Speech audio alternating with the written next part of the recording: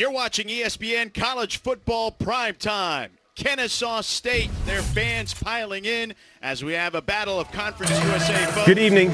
My name is Garrett. Tech Bulldogs taking on the Kennesaw State Owls. And welcome inside Fifth Third Stadium alongside Super Bowl champion and UVA Cavalier Rodney McLeod. I'm George Sedano. Rod, these two teams faced Power 4 opponents early in the season. Wake Forest for Kennesaw State and Louisiana Tech faced Louisiana State University.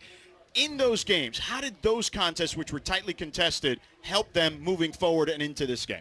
Kennesaw State and Louisiana Tech, they both come into this game with two strong leaders. They've constructed a confident and competitive unit, and they believe that a physical run game sets the tone for your offense. And then a championship defense is one with high effort and relentless intensity. All right, well, defense is going to be the key for Louisiana Tech for sure. 11 interceptions, they lead the country. Louisiana Tech is the backbone of this team.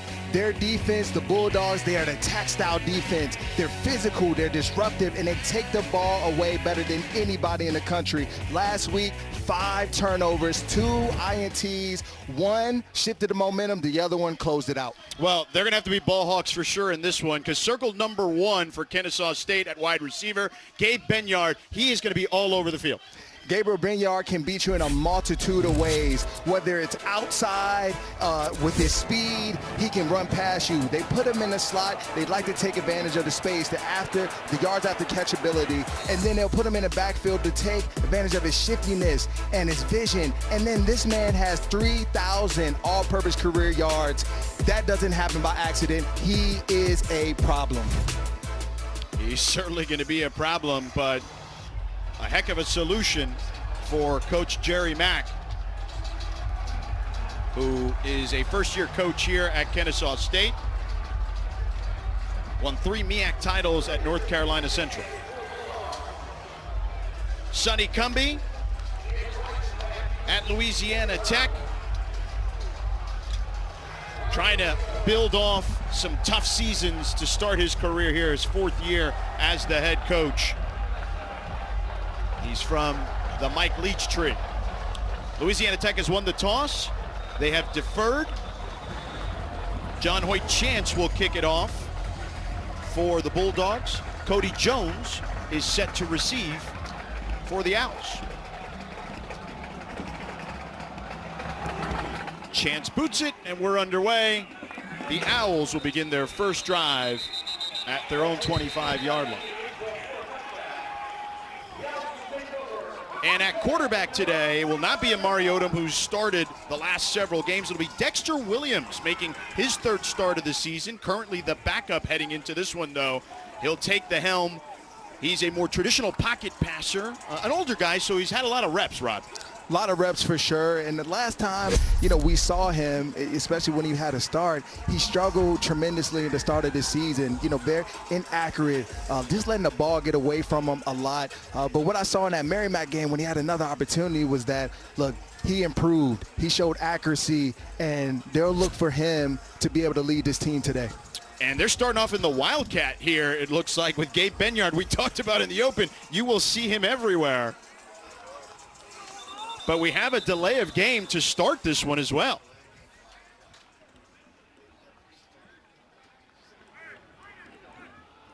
It looks like they will pick up the flag. Delay of game. Offense number 5, 5-yard penalty, first down. So they will call it. The official at the 45-yard line picked it up, but they will call it a delay of game. Not how you want to start if you're Dexter Williams and company. No, not at all. So they shift out of the Wildcat now, and you see a diamond formation at the top. A quick toss blown up immediately.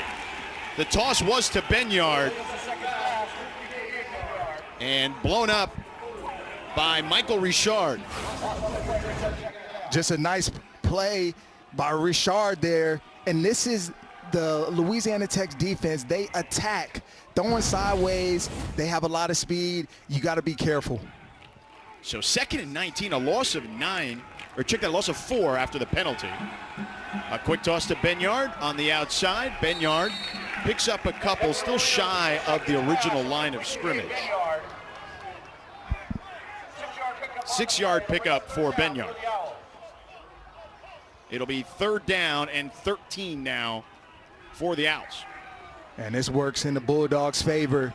Look for them to pin their ears back and get out to the quarterback.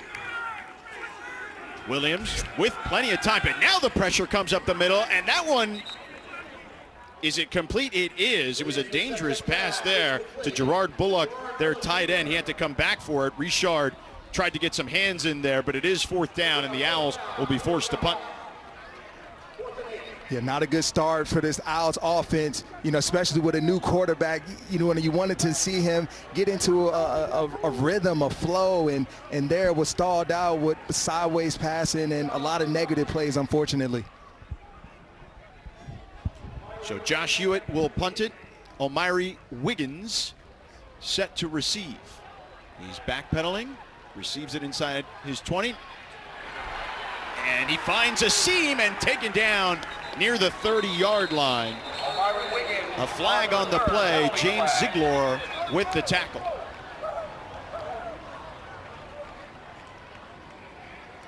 Let's see as the officials are converging. Our lead official today, Garrett Dickerson, who we saw moments ago on a delay of game on the first play of the game. You don't see that too often, but a second flag here.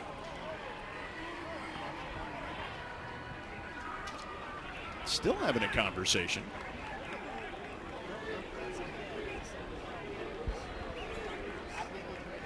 Our Conference USA officials here at Kennesaw State on weekday Conference USA action. There were 2 fouls on the play by the kicking team, rather the receiving team. Illegal formation, being over the snapper at the snap.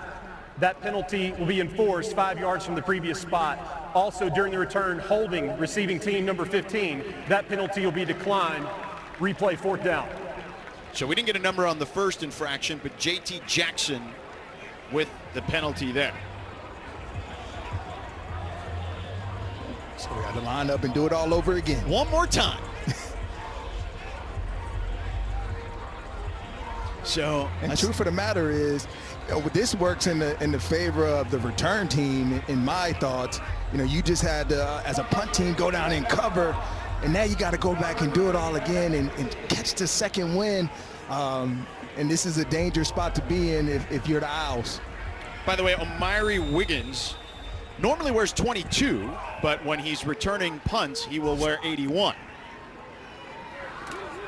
And he'll fair catch this one at the 30. So we'll basically start in a very similar position as we would have earlier. Absolutely. We just got there a different way. But most importantly, he secured the punt. And now the Bulldogs start their offensive journey. And Blake Baker is the starter for them. When we spoke to Sonny Cumbie, the head coach, he talked about how he makes plays with his feet. Big, tall guy, 3/4 delivery, so make sure you watch out for that. It's a little different, but allows him to hit different angles. They love his anticipation back there in the pocket. Clay Tevenen in the backfield with him.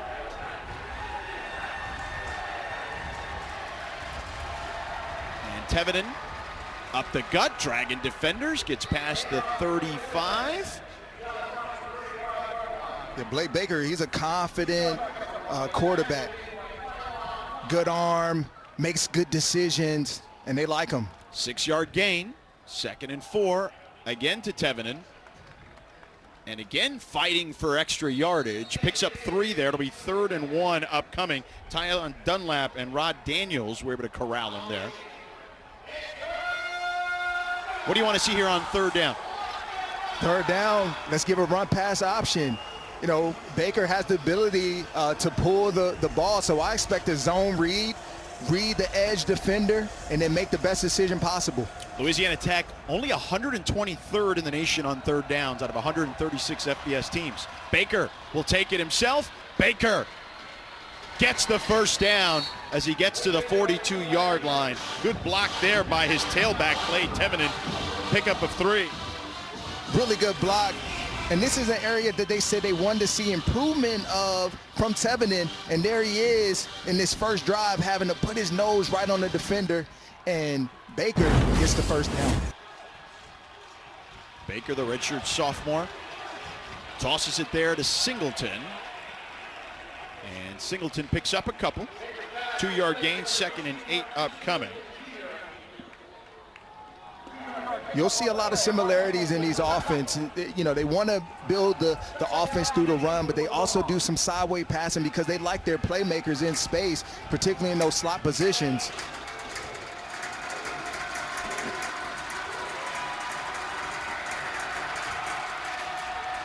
Kennesaw bringing heat backside.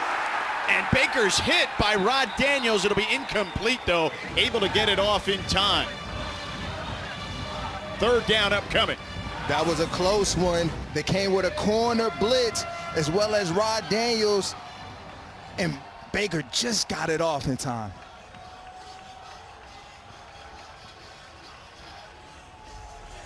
So 3rd and long here.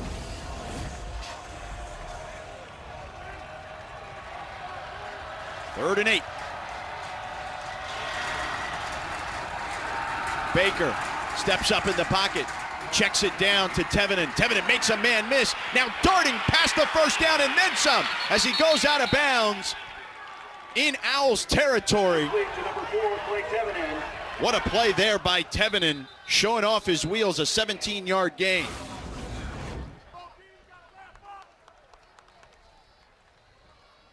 Really good play by Baker there, giving it to Tevenen, just taking what the defense gives him and allowing Tevenen to do the work for him. We have a player down. Kenneth Bannister, 5th-year senior out of New Orleans, right tackle. We will step aside as the trainers take a look at Bannister.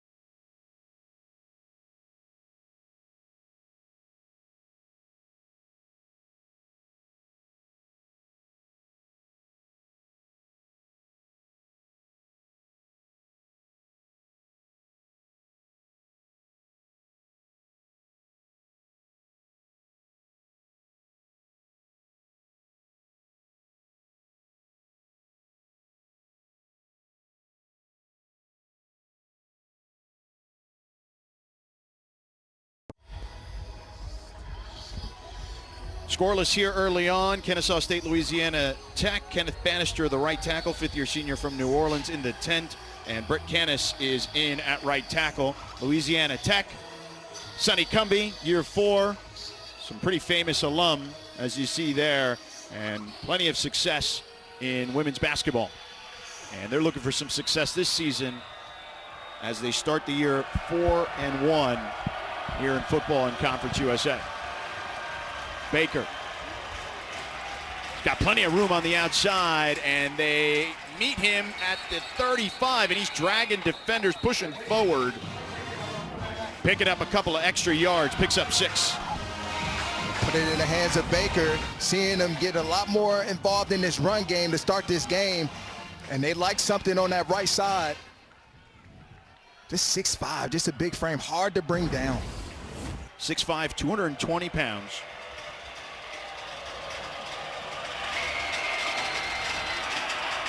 Myrie Wiggins in the backfield now.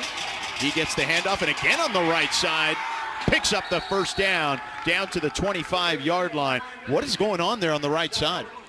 They're not containing. There's no edge set, and so the Louisiana Tech offense is taking full advantage of it. But there it was just good blocking by Eli Finley. They're going fast after the first down. And O'Myrie stood up this time. He'll lose a couple of yards. Patterson was first there to meet O'Myrie Wiggins. Patterson said that is enough. Well, they went to the left side that time too. So it was his right side, the defensive right side. You're right about that, George. Patterson, by the way, a veteran, was at Western Kentucky, transferred. So he's been in bowl games. He's been in conference title games. 10th play of the drive here. They check it down to Wiggins. Picks up 3. It'll be 3rd and 9 coming up. Yeah, I'm fine with that play call. Get a few yards back, put it in the hands of your running back out on the perimeter, and now make this under 10 yards for your quarterback to try and pick up for you. They're in the range of Drew Henderson, their kicker, the redshirt sophomore from Texas. They want to keep it from the 35-yard line and more. And here comes Baker getting the first down and more as he's taken down near the goal line. Excellent block by Wiggins. That's the second time a tailback has made a good block for Baker. That is the great block by Wiggins, getting the run started, and then Baker just putting on speed early in this football game through this quarterback run game. 21-yard gain, 1st and goal. Baker again. And he stood up at the 2. Elijah Hill, the true freshman from Arkansas, and Jamar Rux. So we have a new quarterback running in here. Trey Kukoc, the junior from Mission Viejo, California. He is a powerful runner, an asset in the run game. Sonny Cumbie told us he's kind of their short yardage guy, or when they definitely need to run. So if you think Baker could run, this is actually their runner. Exactly. I thought I had the numbers and the guys confused at one point. And Kukoc lowers the shoulder. Does he get in? No, just shy, but a flag on the play, trailing the play.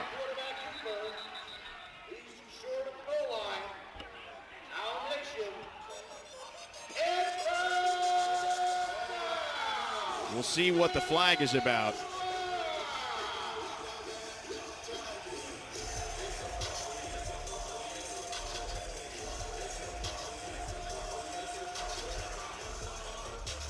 Offside. Defense, number 15, lined up in the neutral zone at the snap.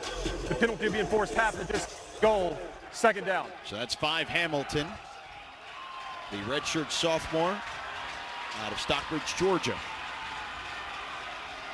And he's off the field now, half the distance to the goal. 6 offensive linemen out there. Looking like a Philly tush push. Yeah, and Baker's back in at quarterback. He hands it off. Wiggins walks into the end zone for a touchdown. And the Bulldogs strike first. That is a page right out of the Eagles playbook. When you put everybody inside to take away the quarterback sneak. You check to a handoff to Wiggins to get on the outside and get in the end zone.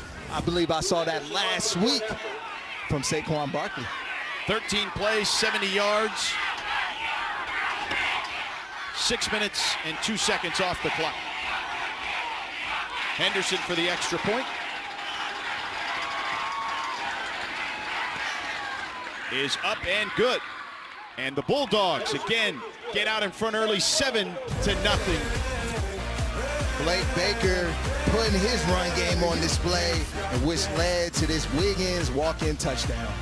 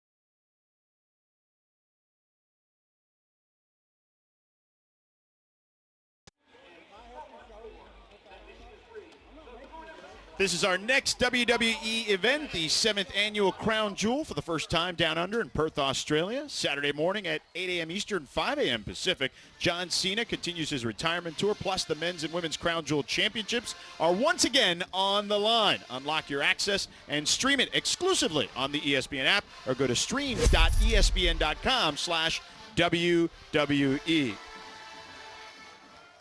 Braun Breaker, who is a WWE star. He is an alum here at Kennesaw State, played some football. He's like Kennesaw State's Bill Goldberg. Bill Goldberg played at Georgia Tech back in the day. Or excuse me, Georgia, rather. Can't confuse those two. Yeah, huge fan of Bill Goldberg as a kid.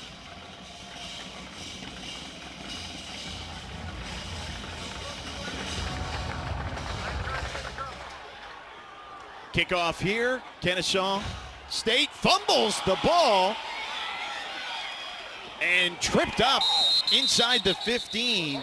Cody Jones, the senior from Memphis, Tennessee, transfer from Michigan. And we have a flag on the play. 2 flags dropped. 4 flags dropped, actually. As now I'm counting, there's 2 at the 40. There's 2 at the 20. Yeah, I was going to say there are different parts of the field, too. Still laying there. These officials are getting their workout early.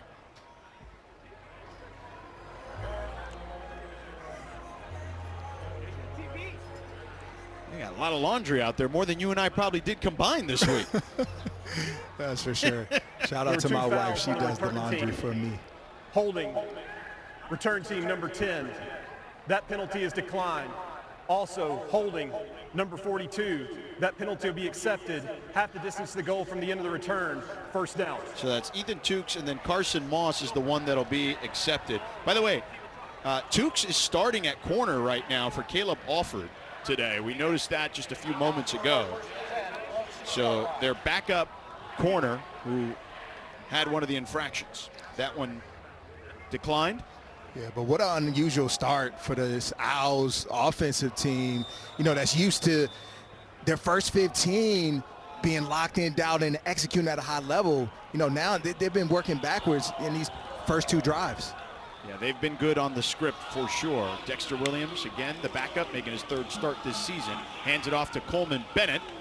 And Bennett cannot surge past the line of scrimmage. Maybe gets a couple there. They will give him 2 on 2nd and 8.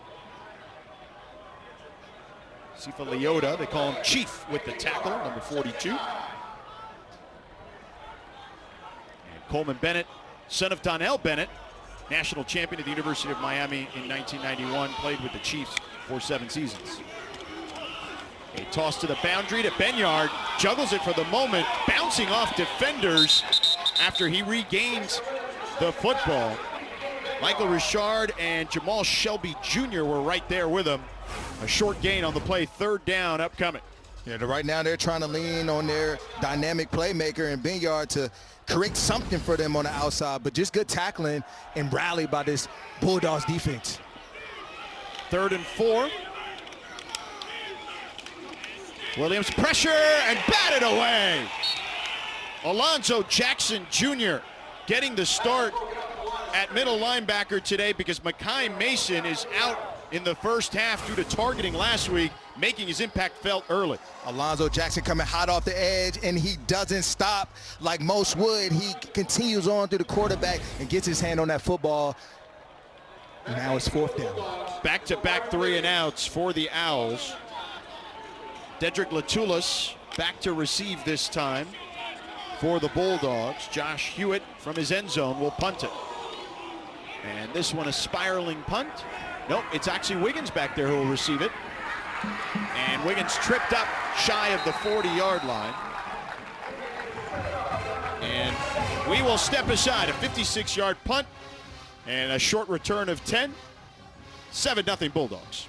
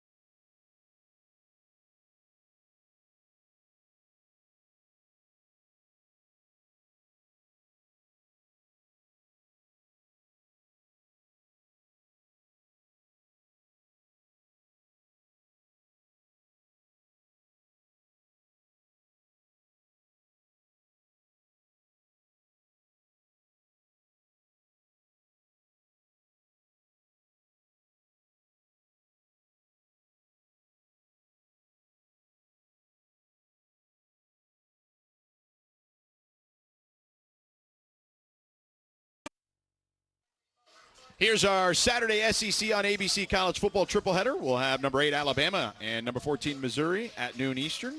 Then the 121st Red River rivalry game at the Cotton Bowl in Dallas between 6th-ranked Oklahoma and Texas. And at 7:30 Eastern, number 10 Georgia squares off against Auburn at Jordan-Hare. Each game also available on the all-new ESPN app. Our Pete Thamel reported a little over an hour ago that Oklahoma quarterback John Mateer is in line to attempt to play against Texas on Saturday with his injured right hand. Arch Manning having his struggles. Louisiana Tech, no struggles for them. They take a deep shot, incomplete. A lot of hand fighting there, but no call. Jericho Washington in coverage on Devin Gandy, the intended target. I thought at the end of that play, Washington got a handful of jersey, but the ref didn't see it. No call. Letting the guys play on the outside. This is a secondary, particularly in Washington, who, he's a good corner.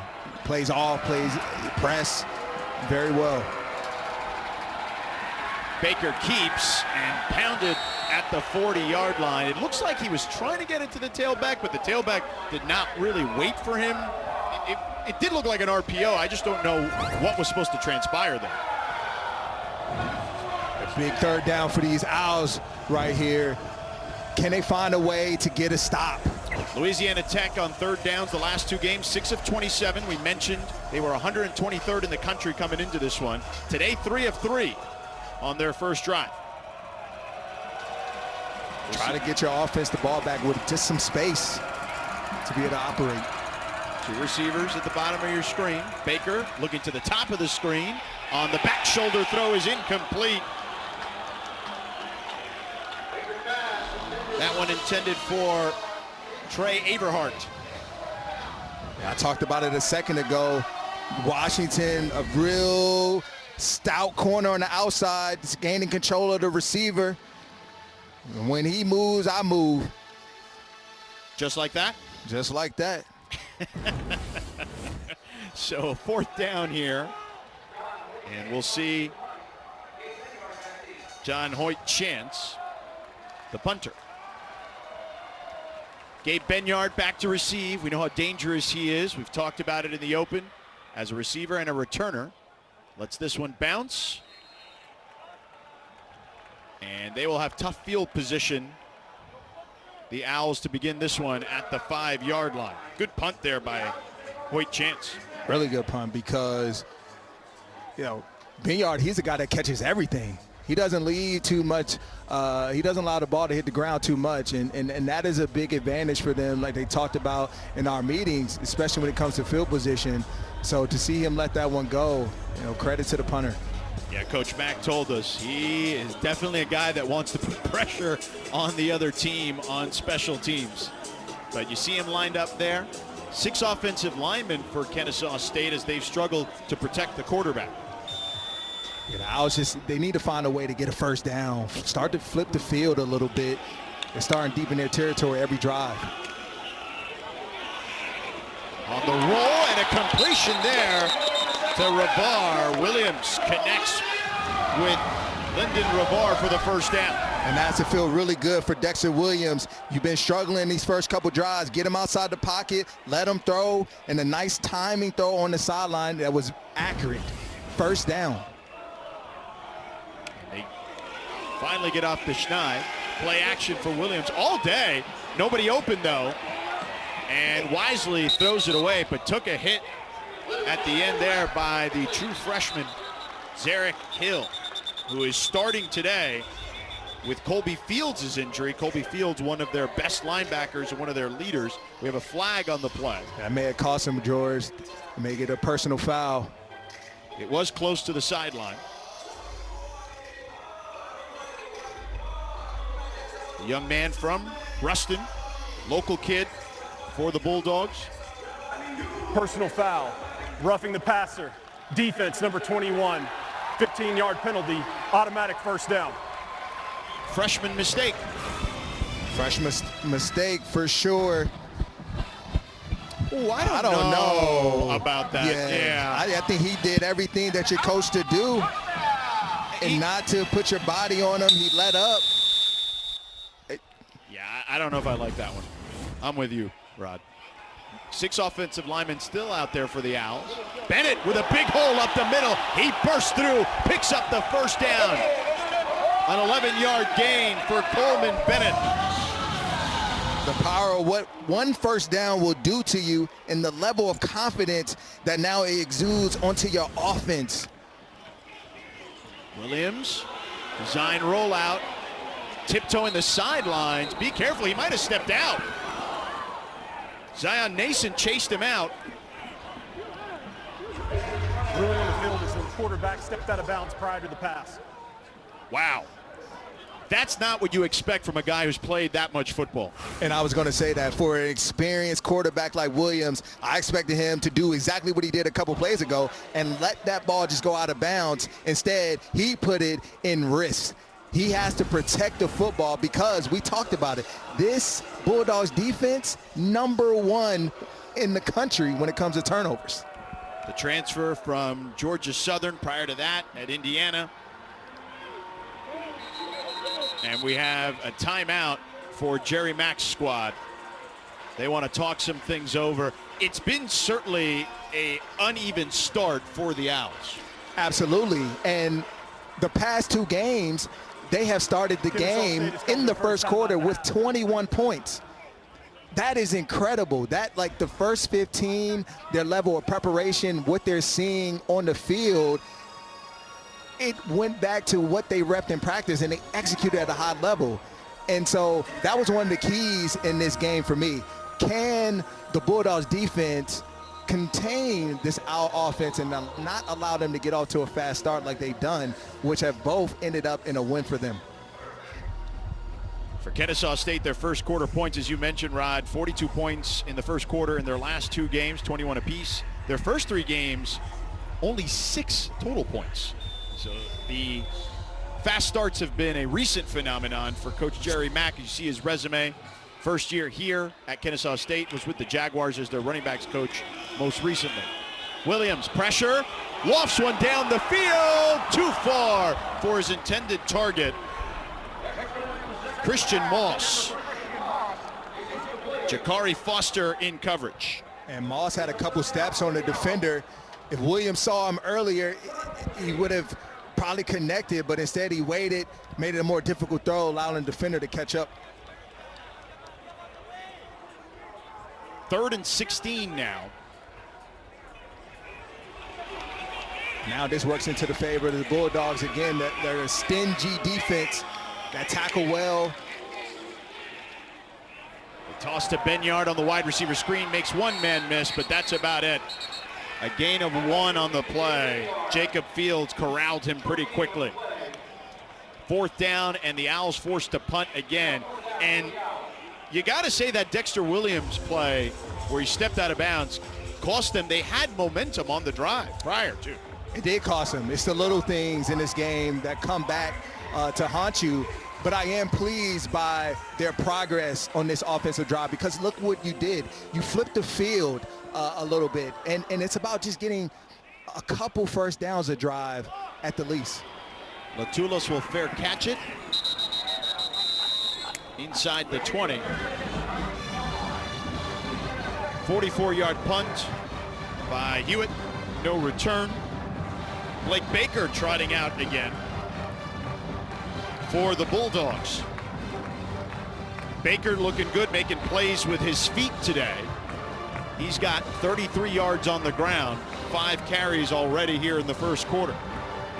Yeah, those 33 yards, George, very impactful in that first drive and what he was able to do. And I've been really surprised and yet impressed by his ability to run the football effectively. Baker, play action, a toss there to Gandy as he gets to the 35-yard line. Ethan Tukes in coverage, but Baker on time on that one. A run pass option. The safety comes up and he finds Gandy right in the hole behind him. 15-yard gain. Wiggins this time breaking into the 2nd and 3rd level, and he gets a first down as he's down to the 45-yard line. 11-yard gain. Bulldog offense back with the tempo as well. Sidearm for Baker this time. And they pick up some positive yardage to Clay Tevenen, the tailback. A 1-yard gain, 2nd and 9 coming up. This is something, again, from the Bulldogs that they haven't done in previous games, but they saw something that made them go to the tempo style to start this game out. And here they are again.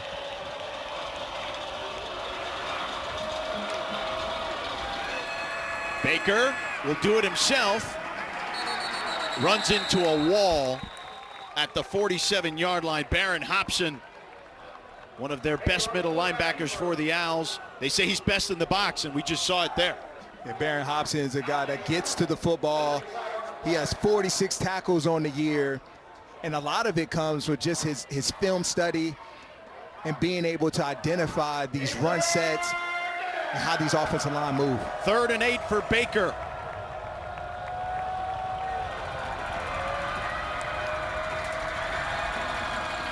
Baker checks it down to Wiggins, and Wiggins dives forward. Does he have enough for the first down? He does. Dives past Jericho Washington Jr. A 9-yard gain. Just a 4-man rush, but nobody took Wiggins into the flat. And so he's wide open. Just an easy first down. And if you're the Owls defense, that's unacceptable. Everybody has to be accounted for. You saw Trey Averhart in motion from the top of the screen to the bottom. That created an opportunity for Wiggins in the flat. Wiggins again, this time taken down from behind. Garland Benyard, the brother of Gabe Benyard, stops him for no gain. Both brothers are very athletic. Benyard, another good linebacker in this Owls defense that plays well in space. It's a nice duo between the two. Benyard and Hobson, they play well off each other. Although Coach Mack says they're never together, Gabe and Garland. He's like, are you guys even brothers?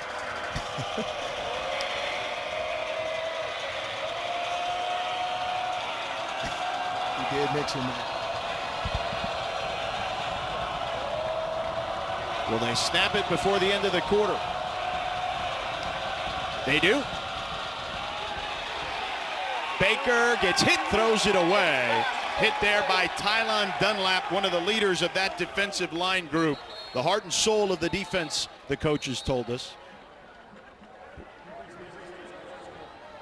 And that'll do it for the first quarter. The Bulldogs leading the Owls 7-0 and driving.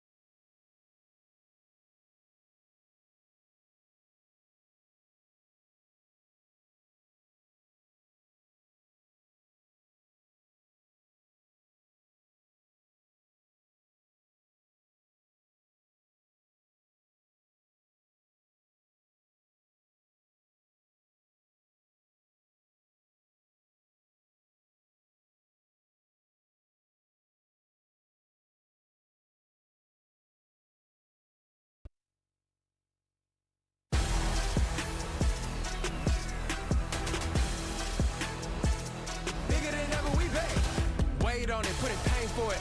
Every day a day to train for it. We on a whole nother level. Bigger than ever, we back. Woo. Okay. We back. Okay. Bigger than ever, we back. Wait on it, put in pain for it.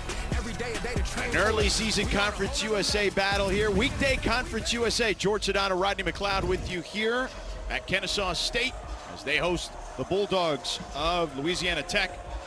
Louisiana Tech 4 of 5 on third downs today. 3 of 4 of those conversions were 3rd and 8 or more yards. And they are 3rd and 10 here. 2-down territory, Rod? Possibly. You have to see what happens right here and how it sets you up for 4th down. Baker. Pressure comes at the end. He tosses it to his tight end, Finley. He loses the football. Incomplete. They'll rule it incomplete. The Owls came up with it. Cody Jones eventually recovered it, but they'll say incomplete. I'd love to see another look at that one. Yeah, it's going to be close to see whether he caught it or not. It's the first question. If he had complete control. Oh, I think that's a catch and a fumble. Isaac Paul ripped it out. Yeah, because doesn't have it yet. He has it now. 1, 2, 3, and he's trying to get free. Is that a football move? The crowd doesn't love that.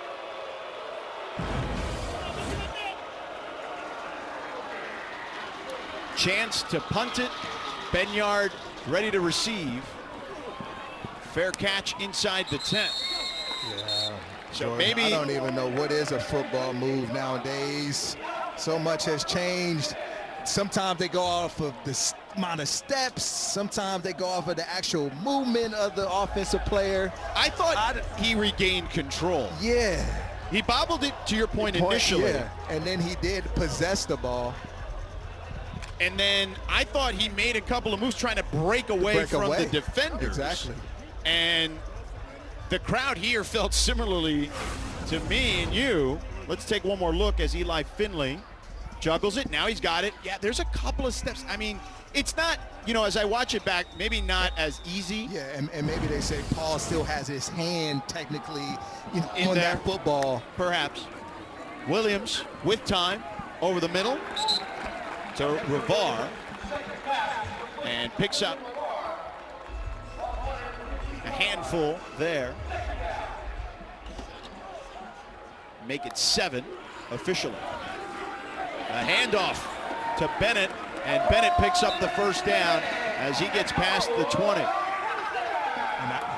the Owls, they like to play with some tempo and pace. And so in order to do that, you have to be effective on 1st and 2nd down. Williams on the delayed handoff to Bennett. And Bennett stood up near the line of scrimmage by Sifa Leota. Big Chief, as they call him, 5th-year senior out of Texas, transferred from North Texas. 2nd and 10 for Dexter Williams and company. Get the start today for Amari Odom. We were told the backup today will be Ulatowski, pardon me. And Odom would be the emergency quarterback. That one through the hands of Benyard. 3rd down upcoming. And again, this Owls offense, they scored 21 in their last contest in the first quarter against Middle Tennessee State, 21 against Arkansas State, 42 points combined in their last 2 games, 0 tonight, and still struggling on the offensive side of the ball. Dexter Williams just off target on that last throw, and they're searching for chemistry right now. He's got to get to the 31. He's got time again. Now the pressure comes. Good pass there and a completion. And a first down and then some by Moss. Taken down past the 40-yard line. Christian Moss, 23-yard gain. Good catch. Better yards after catch ability. And Christian Moss is one of those guys, you can throw the ball up to him. He's a big frame receiver. 6'3", 195 yards. Here's Benyard on the loose, and Benyard picks up a first down as he gets into Bulldogs territory. Jakari Foster popped Benyard, but not after he picked up a large gain. 17 yards. Get the ball into your playmakers' hands and let them do work. Benyard, again, his best attribute is when he's in the open field, he's dangerous. 11 plays for Louisiana Tech in their opponent's territory. This is the first for Kennesaw State. Williams is going to run it. He's powerful, not normally a runner, but dives forward. Picks up 2. And right now, we're seeing a variety of plays come from this Owls offense. You don't know who to necessarily lock in on. You know, you see Moss getting involved, you see Benyard, and then a quarterback run from Dexter Williams. Change up your tendencies. Trips left here for the Owls. Now 4 receivers as the tailback goes out there. Belcher, and he bobbles that one and able to pounce on it. Belcher incomplete. Last week had a 53-yard touchdown catch, a wheel route. This time bobbles it, and luckily an incompletion. Belcher trying to run before he catches the football. You have to help your offense out, especially your quarterback right now, that's been struggling. Every catch matters.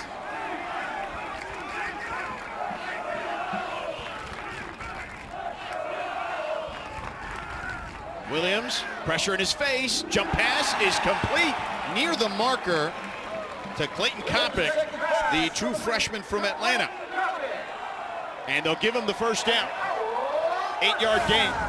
Way to hang in a pocket by Dexter Williams, just allowing this route to develop and then finding his receiver.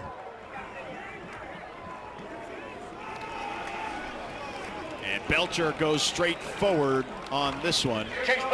There's a gain there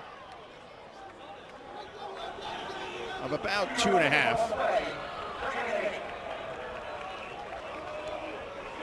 Yeah, they put up a lot more yardage in this second quarter, and they're starting to find a rhythm. Dexter Williams is starting to find some life. Well, to your point, they had 49 yards combined in their first 3 drives, 62 on this one. They dump it down to Kopic, and Kopic gets tackled near the 25-yard line. 5-yard gain. It'll be 3rd and 3. This Bulldogs defense, they're not used to being on their toes the way that they are in this drive. And so you face with a 3rd down in short situation, probably got to play man-to-man. Are you going to be able to win a one-on-one matchup? Coleman Bennett shifts from the slot to the backfield. Over the middle, complete to the tight end. Bullock breaking tackles and taken down near the 10. A first down for the Owls. Ran over Jamal Shelby, a 13-yard gain. The Bulldogs defense, they opt to go zone. Dexter Williams sees it, and he fires this football to Bullock for the first down. Bullock, a grad transfer from Tennessee State. Prior to that was at Austin Peay. Lost his shoe in the exchange. Was able to get it back on, but checked out on the sideline anyway. Maury Harold checks in at tight end now. They give it to Bennett, makes a man miss, and then tripped up inside the 10 by Jacob Fields. 4-yard gain. Missed tackle by Sifa Leota. And Donnell Bennett, his son, Coleman Bennett, he's running like dad right there. He's a physical back, but he also can pick up his feet, put them on the ground, and then get north and south quick and in a hurry. Bullock is back in there at tight end after that big catch. Bennett again. And this time met by Alonzo Jackson Jr. after a short gain and some extracurricular activity there. Amari Butler pushing Lyndon Ravar.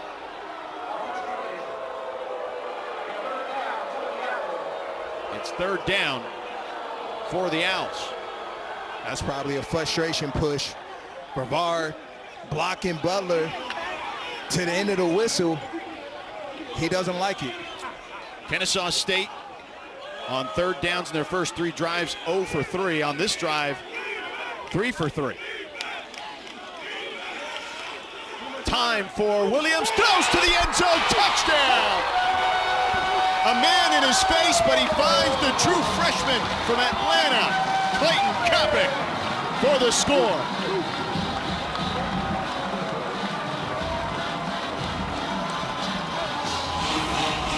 The anticipation by Dexter Williams to see the window before it even happened, and he threaded the needle right in between 2 defenders. That is what you want to see from a seasoned quarterback like Dexter Williams. Heck of a drive. And he threw it between Alonzo Jackson Jr.'s hands as he came late on the blitz. Extra point for Britton Williams.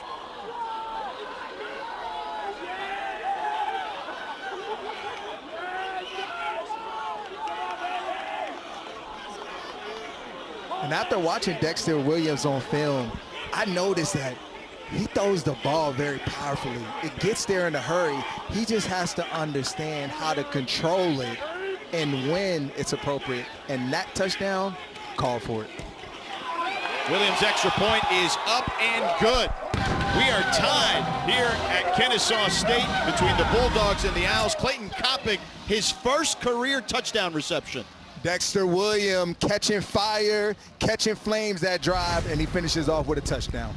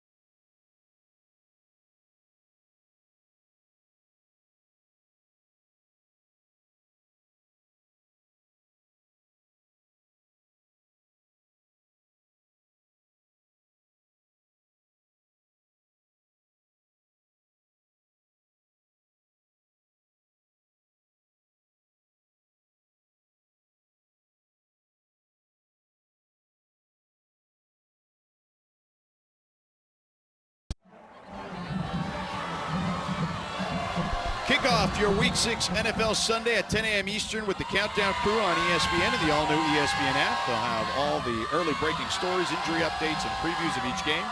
Right up to kickoff. I'm interested in seeing that Lions-Chiefs game on Sunday night, Rod. The Chiefs 2-3. It's going to be interesting times for Patrick Mahomes and company. It's very surprising to see after what they've been able to do over the course of Mahomes' history there, but they got to find a way. What's your identity going to be now?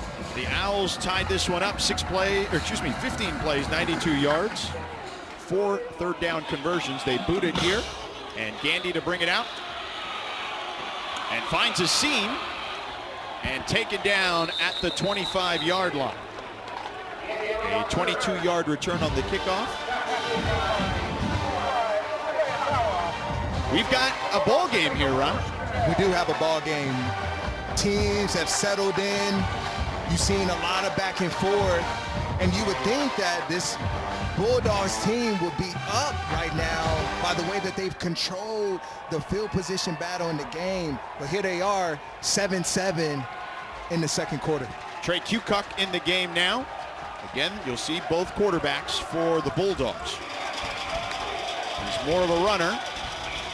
And this time they use him as a decoy as Tevenen picks up about 4 on that one. He can throw the ball, though. Let's not get it twisted. Does have 2 touchdowns in the air and 220 yards this season. Fully capable of throwing the football. He is a quarterback. And so you have to be wary of that if he does Al's defense. Again, Kukoc, and there he is trying to throw it. That one batted down at the line of scrimmage. Tylen Dunlap got his paw up. They say for a defensive lineman versus quick game, you're not going to get to the quarterback. So what do? Put your hand up.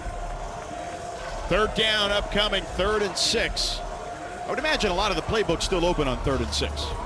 Absolutely. It's wide open. And we've seen this offense be able to construct a variety of plays, whether they give the ball to their skill position in space. Kukoc drops back. Now flushed out, rolling. Throws on the run to the sideline and complete at the 40-yard line to Marlon Jackson for a first down. Really good job by Marlon Jackson and just moving with Kukoc. As he's on the move, I'm going to move with my quarterback, and he finds him. Louisiana Tech playing without Kenneth Bannister, their right tackle. They've got Brett Canis in there, the 5th-year senior. And this one, a run of 1 by Kukoc. Wandarian Silas brought him down.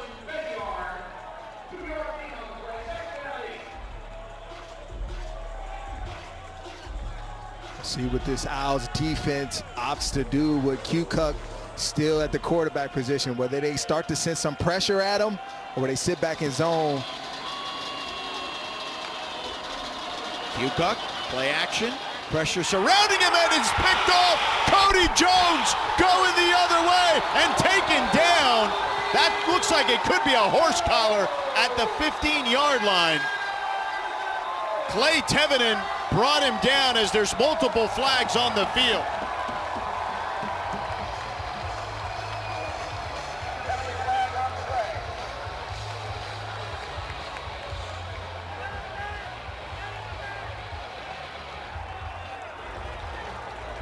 This Owls defense, they get on the board first with a turnover. Not the Bulldogs. They say, look, we have a defense over here too that can compete, that can play, and that's ready to take over a game.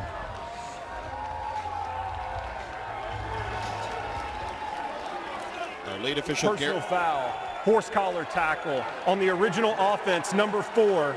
The penalty enforced half the distance to the goal, automatic first down. Our lead official, Garrett Dickerson there. Clay Tevenen, horse collar. That one looked pretty easy to call in real time.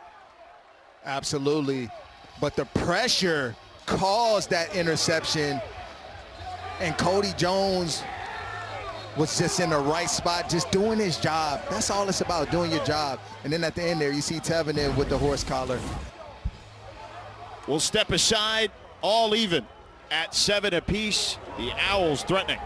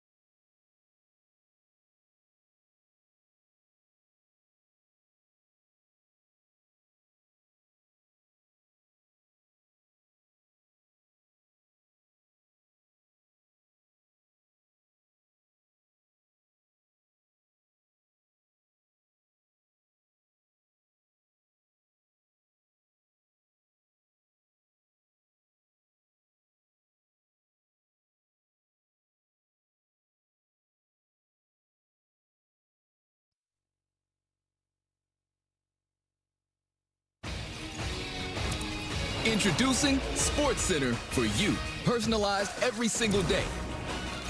Now available on the ESPN app. Powered by your favorites. Make sure you get that ESPN app. I love the feature where you can see 4 games at once.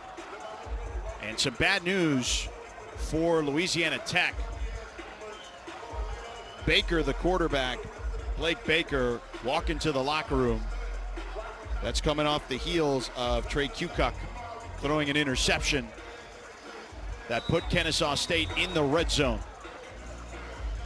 That's tough news for this Bulldogs team, and everybody else has to rise to the occasion, particularly this defense right now. And they moved the ball fairly well on that last drive. Here's a trick play on the reverse to Benyard. Benyard cuts inside, touchdown! We told you they'd get the ball to Benyard in a lot of ways. There's one of the many.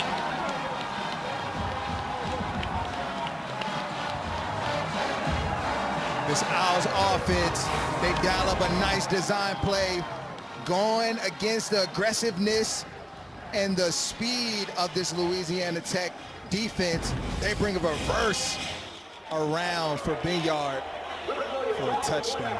They had 6 offensive linemen again on that drive, similarly to the 15-play drive they had to score a touchdown earlier.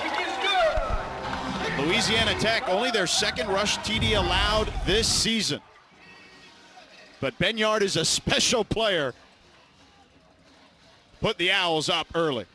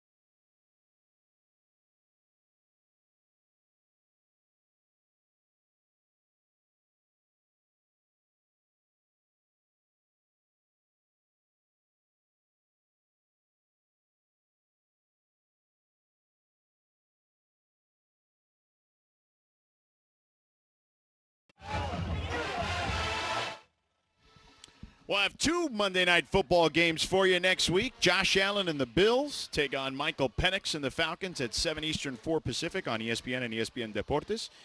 And the Bears and Commanders will go at it as well. Coverage begins at 8 Eastern, 5 Pacific on ABC. They're also both available on the all-new ESPN app, so you can watch both anywhere.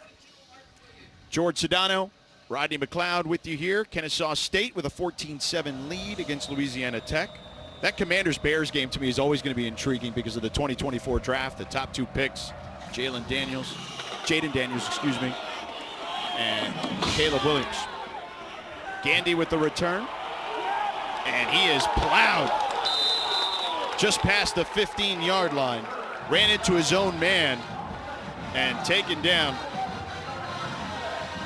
Here's what the Louisiana Tech drives have looked like on that first drive. 13 plays, 70 yards, and a touchdown. Last 3, Rod, not so successful. Owls defense is the reason behind that. They stepped up. New quarterback in Evan Bullock.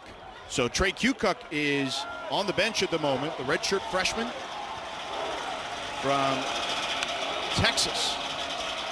And he rolls, design roll, quick toss, complete at the 25-yard line.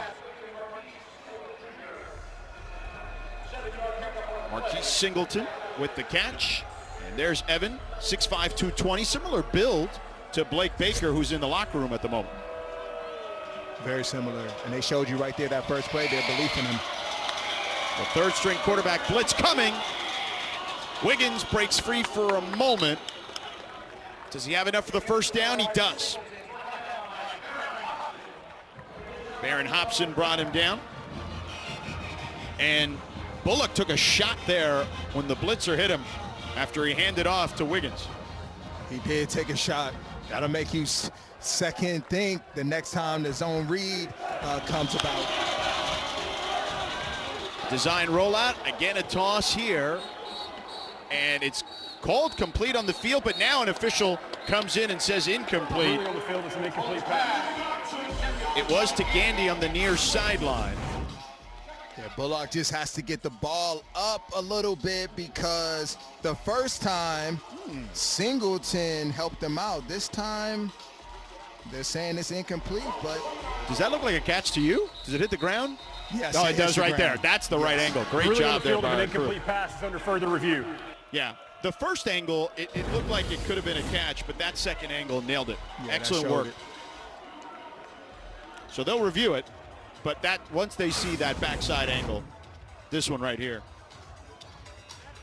Yeah, you can see he grasped it, and then right there on the way down, Yeah. comes out. After further review, the ruling on the field is upheld. Incomplete. That didn't take long at all. No, as it did not for us once we saw the reverse angle. I wanted to tell him from the booth, stop. We got you. Yeah, save the legs. Well, the officials have had a lot of work today already in this one. By the way, Blake Baker is back on the sideline throwing, so that's a good sign for the Bulldogs. Right now, Evan Bullock, the third-string quarterback, the redshirt sophomore from Anna, Texas, is in the game. 2nd and 10 for the young fella. Bullock to Finley, the tight end, breaking tackles and take it down at the 35. A 6-yard gain. It'll be 3rd and 4 upcoming. Missed tackle initially by Baron Hobson. And something thrown in the air that was yellow, but it was from the Kennesaw sideline. So for a moment, I thought it was a flag. The Owls not helping the broadcasters out. 3rd and 4. Wiggins flares out. Bullock under pressure, and he is swallowed up in the backfield. Rod Daniels again, his 2nd sack of the game. Penetration initially, though, by Adam Watkins, the 5th-year senior. I feel like Bullock prematurely left the pocket. He had a slant wide open, but he runs right into the defense after a nice stunt, and Rod Daniels finishes him off. But if he just stayed in the pocket, he had 2 guys running slants that were open. He's got to trust the protection. And again, that's just inexperience. Very much so. You see Kennesaw State near the top in sacks in the conference. Benyard, he's going to take this one, makes one man miss, but wrapped up by Alonzo Jackson Jr. But pretty good field position for the Owls here upcoming. Really good field position for your offense that went down the field in a hurry last time. Converted 4 for 4 on third down. And you saw a lot of confidence from Dexter Williams. They've run out 6 offensive linemen, the Owls have, on their last couple of drives, and it's been effective in allowing them to A, protect the quarterback, and B, run the football. So something to watch out for as they move forward here. Yeah, their better blockers are their offensive linemen, creating creases inside.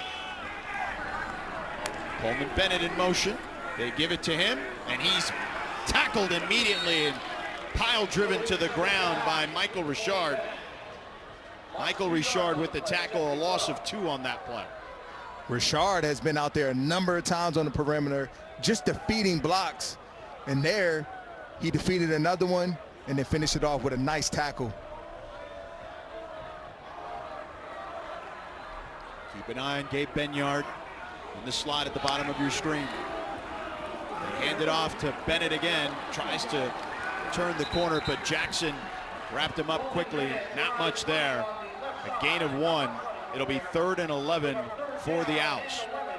Those 2 plays were done by guys just saying, you're not going to be able to block me, and I'm going to make the play.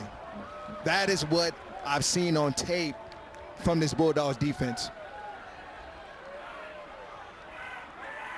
5 offensive linemen out there for the Owls.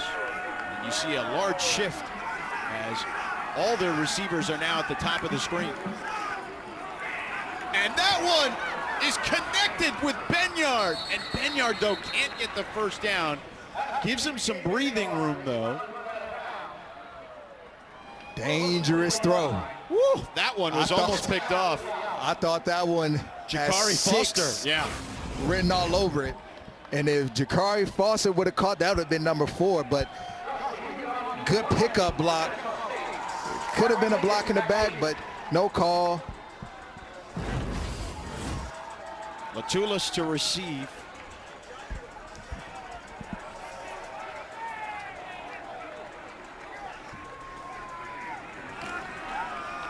Hewitt to punt it off. And whistles on the field. We've reached the 2-minute timeout of the half. 2-minute timeout. Kennesaw State up by a score. The Owls in control, winners of 3 in a row, trying to make it 4 here at home.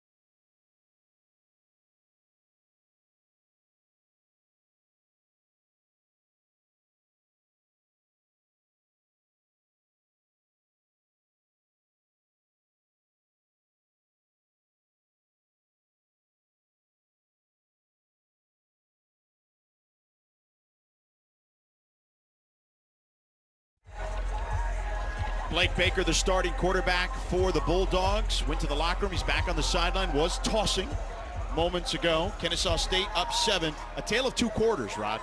Yeah, Louisiana Tech offense starts hot, with Baker at quarterback, and then the second quarter, Dexter Williams and this Owl offense comes to life. And this punt will go in the end zone. Bulldogs will start at their own 20. Hewitt with a 61-yard punt. But Evan Bullock is back out there. 1:52 to go, 3 timeouts. Baker may have been warming up, but not ready to come back in the game.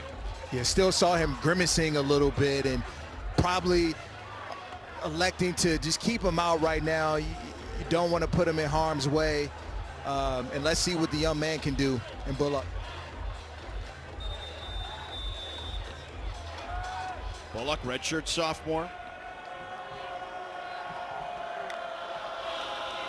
Play action. Down the sideline for Gandy. Incomplete. Sails it out of bounds. Jericho Washington Jr. in coverage. Jericho Washington, long, physical, former walk-on, preseason all-conference player. The heart of the team, they said. And to be a former walk-on and then earn this level of achievement is impressive. It just speaks to the young man's character and work. An eligible player downfield, offense number 67, 5-yard penalty, first down. That's Brett Canis, the right tackle, who is in for Kenneth Bannister, who was injured earlier in this game.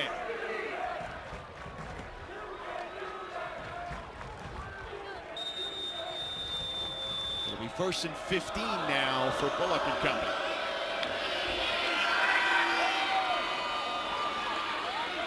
And a run here by Tevenen.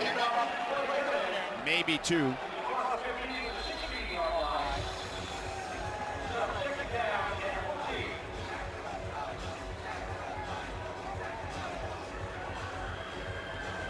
I'm not expecting the Bulldogs offense to put it in harm's way too much. Do very simple offensive structures.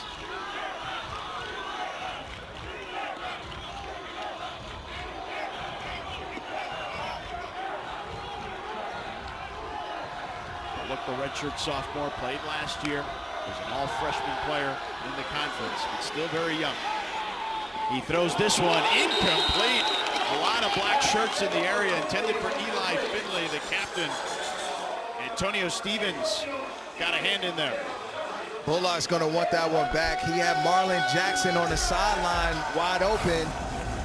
And normally, as a quarterback, your progression is high to low, still into that sideline area, but he opted to go back across the field. Bullock last year, 14 touchdowns, 3 interceptions.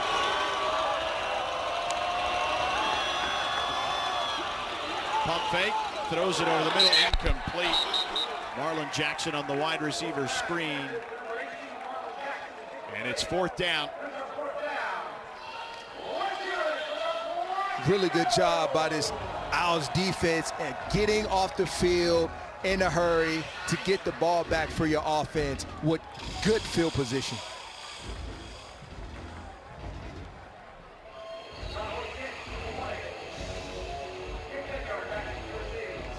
Second 3 and out for the Bulldogs, who are down a right tackle and down to a 3rd quarterback.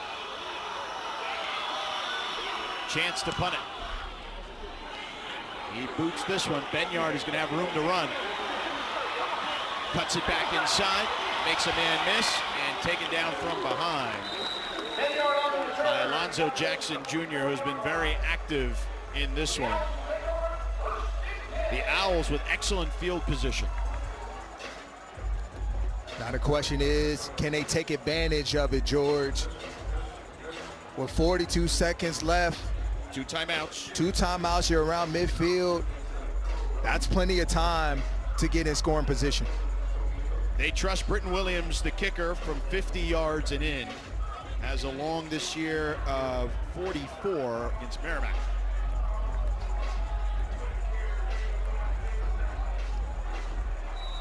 Dexter Williams making his third start today. Started the season as the starter. He's been the backup to Mariota. And finds a wide open wide receiver. It's Moss for a first down already in Bulldogs territory. First down, 25-yard gain.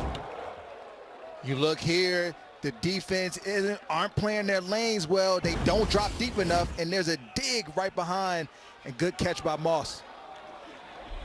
Williams with time, throws a dart.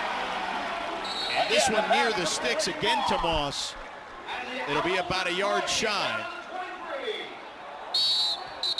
And we have a player working on his shoe. That is Moss, the wide receiver who caught the last two passes. That's the second time a Kennesaw State player has lost his shoe today. Timeout. Kennesaw State has called a 30-second timeout. Please reset the game clock to 19 seconds. 1-9. Earlier was Gerard. You're welcome. Earlier was Gerard Bullock Jr. Got to get the equipment staff on that, Rod. Got to tape those shoes together. And you out there playing ball as fast as these guys. It's not a surprise that you lose a shoe every once in a while. Yeah, but it forced them to use a timeout. Yeah. I'm looking at this Bulldog defense. You've come up big for your team countless occasions this year, and right now this team needs you. The offense is out of rhythm. You got right now they're driving on you. Can you make a stand before the end of this half? And don't forget, Mekhi Mason comes back in the second half. Their starting middle linebacker. He's out in the first half because of a targeting call last week. Williams with time. Now pressure comes. Flushed out. He's going to tuck it and run and slides. Alonzo Jackson was about to take his head off. They're going to try to spike it here as time is running out. 7, 6, and they get the spike at about 4 seconds to go. It'll be 4th and 1, but there's flags on the field.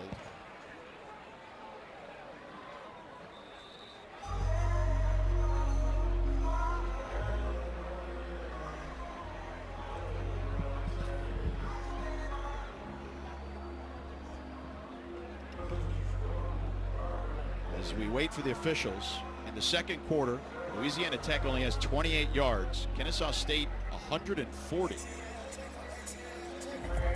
really has been a tale of two quarters.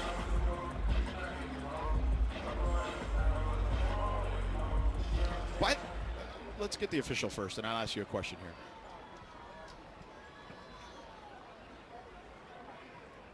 Looks like they're still chatting with Coach Jerry Mack.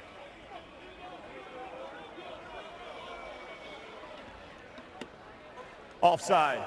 Offense number 6 lined up in the neutral zone at the snap. Kennesaw State has chosen to call a timeout to avoid a 10-second subtraction. 4th down. And yeah, it was funny because I was going to ask you earlier, should you have just called timeout instead of trying to spike the ball and wasting it down, because you could have had a correction. Shot. 3rd down. Could have shot a shot at the end zone, but now they're forced to call a timeout anyway. 46-yard field Game goal clock to 5 seconds. for Britton Williams. 5 seconds on the game clock. Yep, we got it.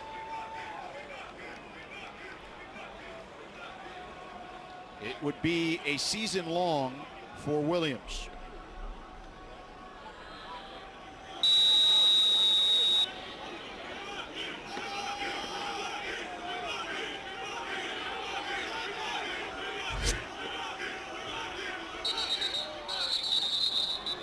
And we have a timeout, Louisiana Tech.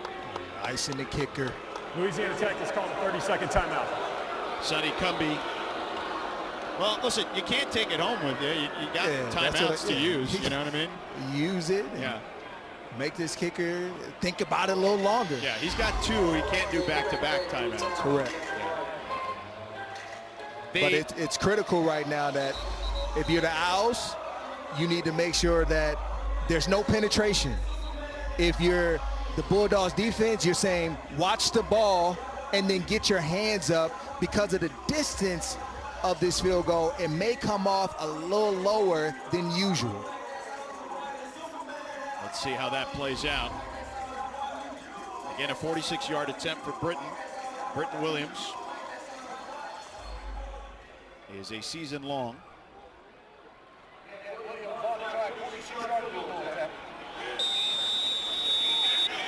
Big 94 Emmanuel Ogans is in the middle for the Bulldogs.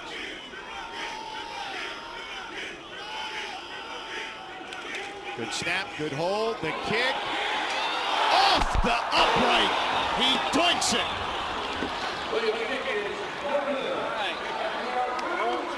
And the Bulldogs dodge a bullet.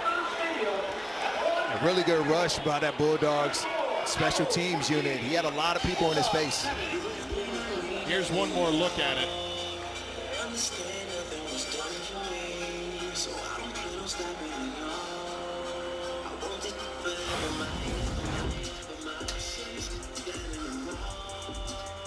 He has a few people in his face. Got hit afterwards, yeah, but thought it was going to curl in. It was starting to, but then again, doinks it off the upright. Louisiana Tech, since 2021, 0-18 record when trailing at the half on the road. They trail by 7 here. Kennesaw State 14, the Bulldogs 7. We'll be back with more ESPN College Football.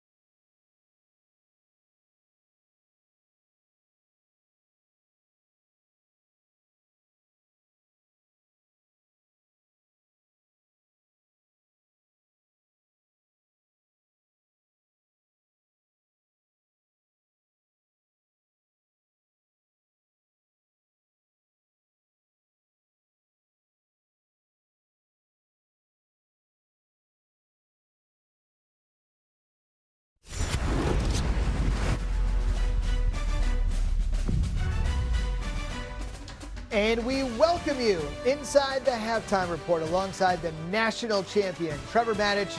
I'm Zubin Mehenti, and if Penn State's going to win their first national title since 1986, they're going to have to do it the hard way after what happened over the weekend. Trev, let's talk about it. You know what went down. UCLA stunning Penn State at the Rose Bowl, which was essentially half empty over the weekend.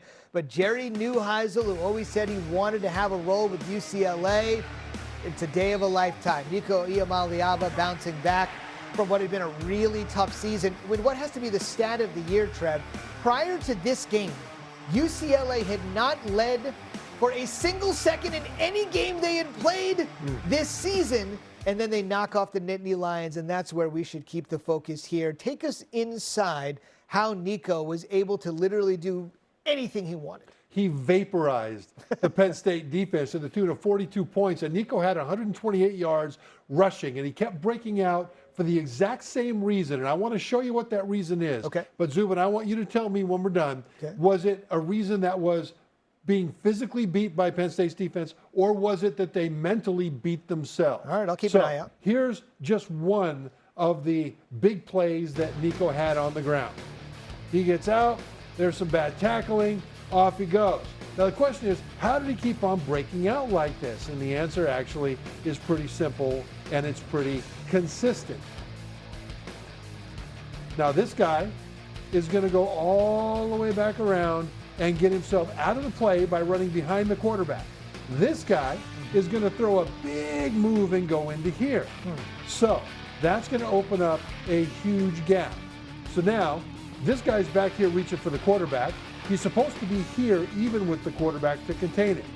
This guy threw a big move to come in there. He's supposed to be here. And if you're Nico, what are you going to do?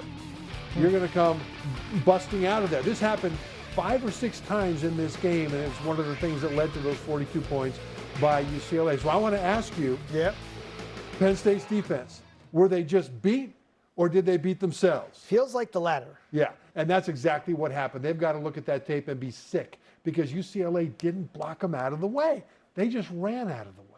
All right, so let's take a look at Penn State's schedule now because they have some tough sledding if they want to make the playoff. As I mentioned at the top, we're going to have to do it the hard way. And Trev, there's no way to escape the span of 7 days where they're looking at Ohio State and Indiana back to back. Right, top 10 teams, and under Coach James Franklin, Penn State is 2-19 against top 10 Big Ten opponents, and they've got 2 of them on the way. They've already got 2 losses, and so their ability to make the playoff right now is going to be an uphill climb.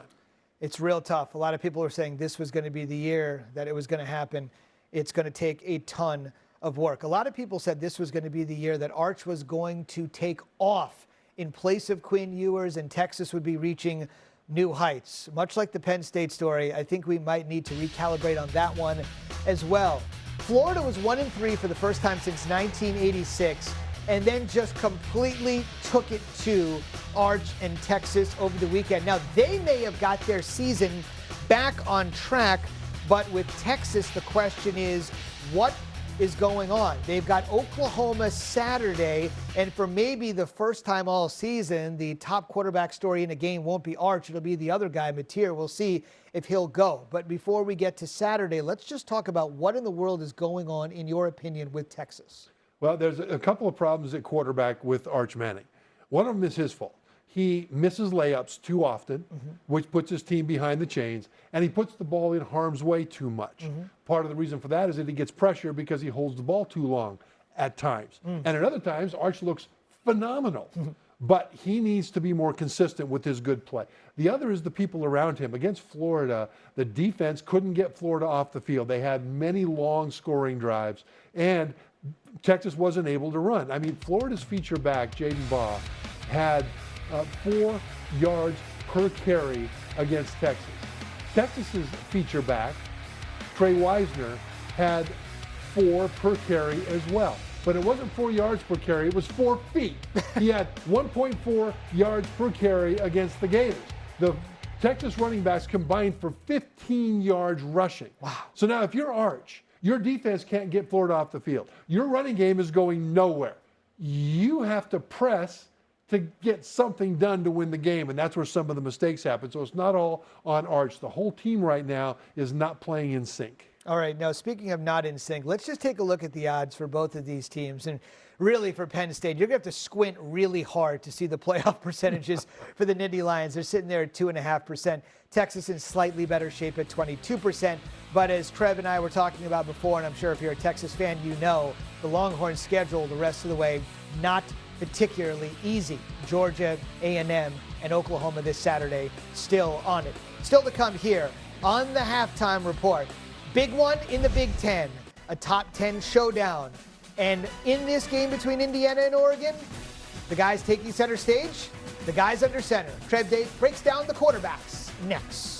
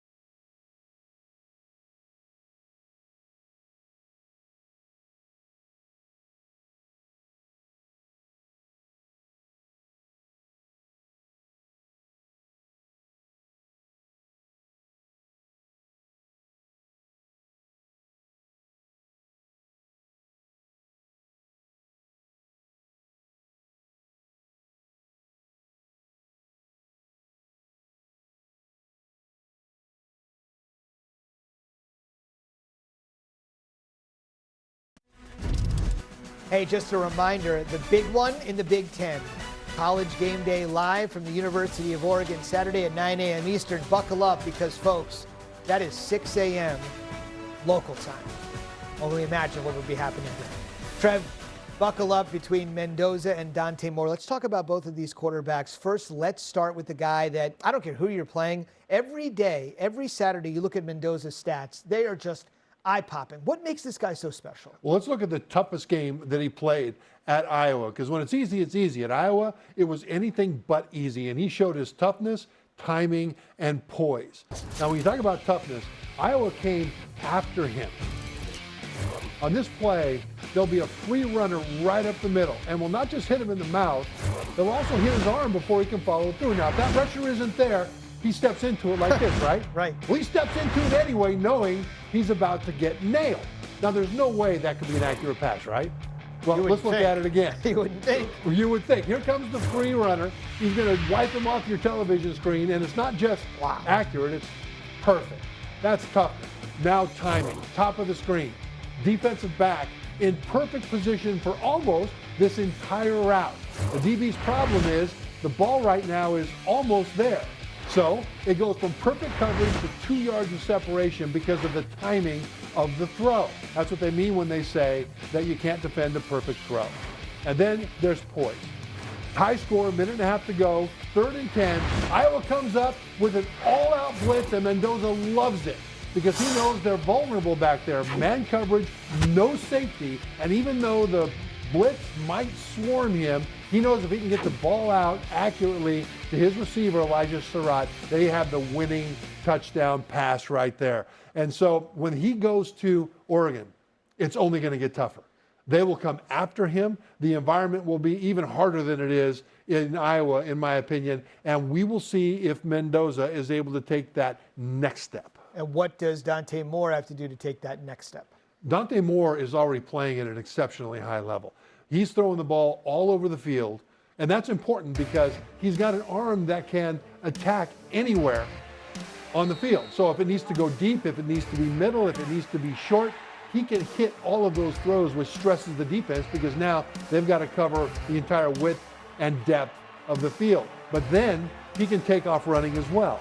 And that has a great effect because it slows down the pass rush and allows him more time in the pocket to throw the ball down the field. He is a Heisman candidate because there's nothing on the football field that he is not able to do. Asked Penn State a couple Saturday nights ago what they think about that. That was kind of his coming out moment. Just a reminder, Saturday on your local ABC station, maybe the biggest game of the regular season era for Drinkwitz in Columbia, then Red River, and then the resumption of the Deep South's oldest rivalry.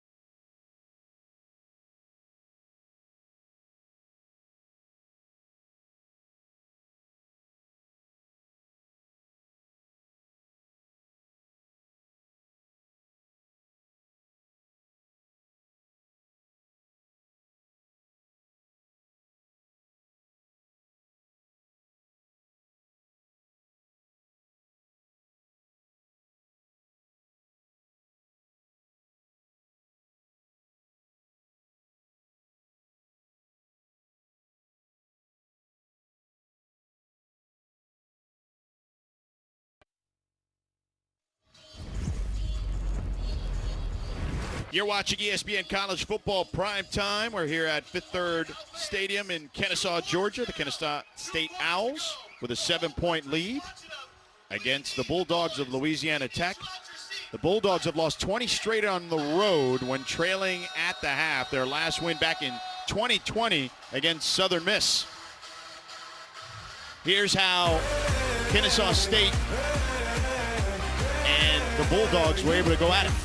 Yeah, they started off hot on the ground, and then after it seemed like the Owls would have a long day offensively, their defense kept them in the game until they found their stride. Dexter Williams found his swagger and bolstered this offense in the dominating second quarter. And it was just a good performance and complimentary football by both offensively and defensively, and getting the job done to walk away in this first half with the lead.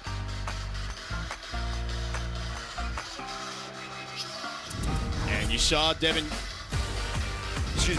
Benyard, a little dance there. And I'd be happy in dancing too if I had those kind of numbers for Kennesaw State in that first half. Louisiana Tech, their first drive, they drove 70 yards for a touchdown. Their last 5 drives since, 61 combined yards, 4 punts and an interception. There's Benyard. That guy is impressive. When we talked to Coach Mack, he said there could be a place for him in the NFL. Gandy on the return, finds a seam, busted to the outside, and run out of bounds past the 30. But a flag on the play at the 26-yard line. I was going to say, what a great way to start this second half, but there comes the yellow flag.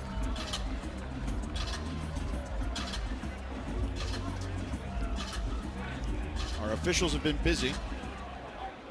During the return, holding, return team, number 25, 10-yard penalty, first down.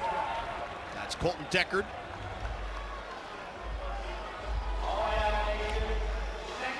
Gandy's return nullified there. Evan Bullock back at quarterback. Again, Blake Baker, if you're just tuning in, was hurt. Went to the locker room, came back to the sideline, gave it a go, trying to throw a couple of times. Trey Kukoc got an opportunity. He threw an interception. And now Bullock is out there. The all-freshman conference player last year. Steps up, slides in the pocket, now takes off and run. Slides at the 20, just shy of the 20. They'll mark him down at the 19 where the slide begins. A 3-yard gain, 2nd and 7 upcoming.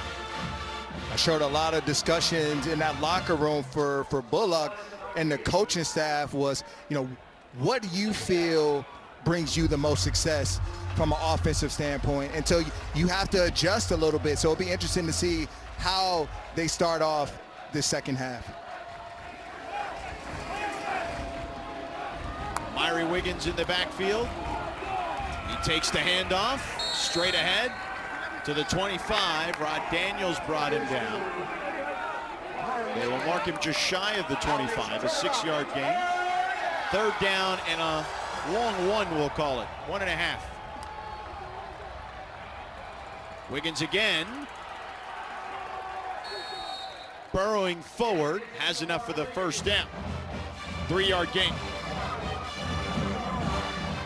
Put it in the hands of your powerful runner in Wiggins to pick up that yard for you.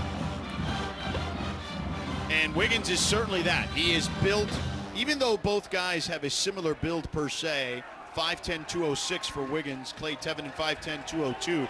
Wiggins, you can see, thicker, wider shoulders. Yeah, just runs through tackles, hits the hole aggressively.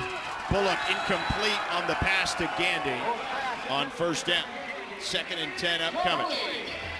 Yeah, Bullock, the same way he entered the game is what we saw there. On those perimeter throws, he's not getting the ball up to the receiver's chest to give them a chance to catch it. 2 of 6 for Bullock. 2 tight ends out there now, Eli Finley and Braden Bachler. Finley, the captain, the junior from Texas, Rockwall High School. And a run here by Tevin.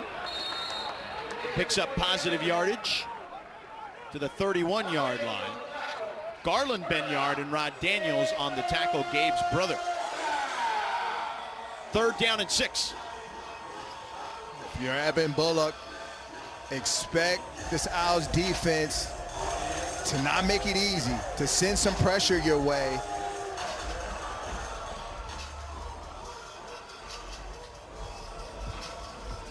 He needs to have an answer.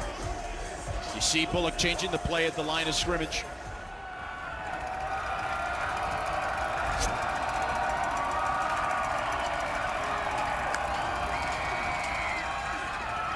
And they wrap up Bullock and slam him to the ground. Tylen Dunlap, the heart and soul of the D-line, along with Marcus Patterson. Dunlap taking him down, the 5th-year senior from Charlotte. Really good complimentary rush by this Owls defensive line, and Dunlap just beats the guard in a hurry, and Bullock didn't even have a chance to see it. He's made a number of plays today. Had a tip ball earlier, and lots of pressure in the backfield. Benyard set to receive this punt. This one a wobbler. Benyard will take it, and he's wrapped up at around the 40 by Alonzo Jackson Jr. We will step aside, and Tylen Dunlap taking care of business for the Owls on that one.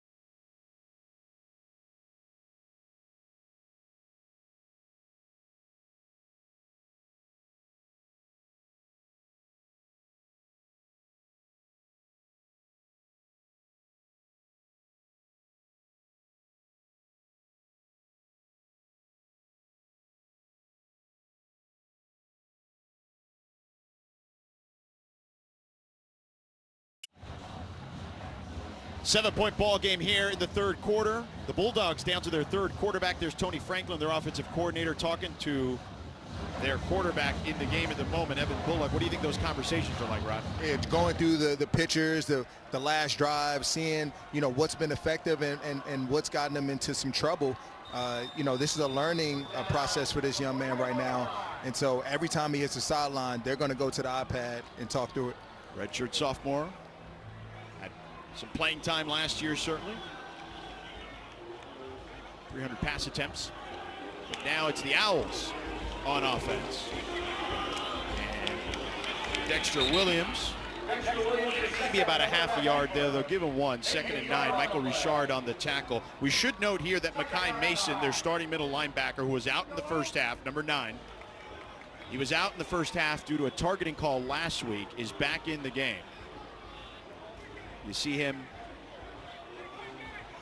on the wide angle. You see him in the back. He's playing safety.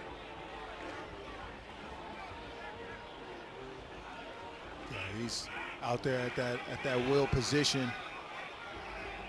Looks like they're coming with a pressure with him right away. Get him involved early. And a quick toss here, complete for a first down to Clayton Kopic, the freshman from Atlanta. He had a touchdown earlier in this one, gets 10 on that one after the first down. And that's checkmate by the offensive coordinator. You send pressure to the left side, I'm going to roll out to the right. Get my quarterback outside the pocket. The Owls continue with 6 offensive linemen. Coleman Bennett can't break free. No gain on that play. Sifa Leota with the tackle and Jaden Matkins. Yeah, the 6 offensive linemen was effective for them in the first half, and being able to just create some lanes up in that middle. You got some of your better blockers that you bring into the game. And of course, you take a skilled player out, but it's helped in the run game so far. Curious to see how the Bulldogs adjust to that, though, as the game has gone on, and certainly they had a chance to huddle at halftime. Pressure coming here. They flush Williams out of the pocket, rolls and throws, fires, and complete again, this time to Ravar. Another first down, and they're in Bulldogs territory. An 18-yard gain. Just making it happen with your legs, Dexter Williams. You feel the pressure, you escape it, and then you find the receiver down the field. And good job by Ravar, because he had an inside breaking route there, and he saw his quarterback in trouble, and now he came back to the outside. And unfortunately, he's limping on the sideline. They're going to check him out. Trips to the right side of the quarterback. Now Benyard in motion. They fake the jet sweep to him. Williams wide open over the middle for a touchdown. Jordan Jackson, the senior from Lawrenceville, Georgia, a 29-yard pitch and catch. A flag, though, at the 9-yard line. But here's the replay. The play fake gets the entire secondary, particularly Jacob Fields, in the middle of that Bulldogs defense. The result of the and play he is is a absent on touchdown. the play. Sideline warning, Louisiana Tech. That's their first warning of the game. Jordan Jackson with the touchdown after the sideline warning. You heard it there. That was the flag. His first touchdown of the season.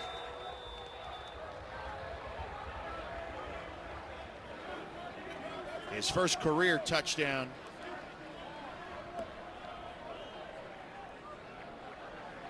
Here in Kennesaw State. Brenton Williams with the extra point, up and good. And it's a 2-score lead for the home team, Rod. Way to come out of this second half and put your mark on this game. The play fake, bringing Ginyard in motion, grabs the attention of the defense, and there's wide open Jackson for a touchdown.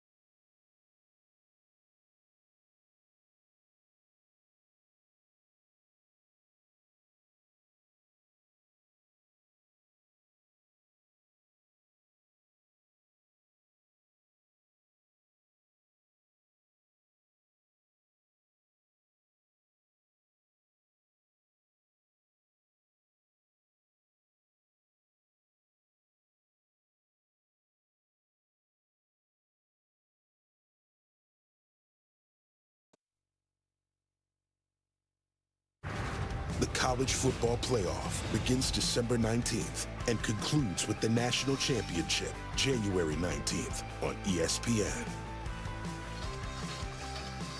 College football playoff right around the corner, man. It'll be here sooner than you know. This season goes fast. We're over a third of the way through it at the moment. And lots of teams in contention. Could it be Ohio State?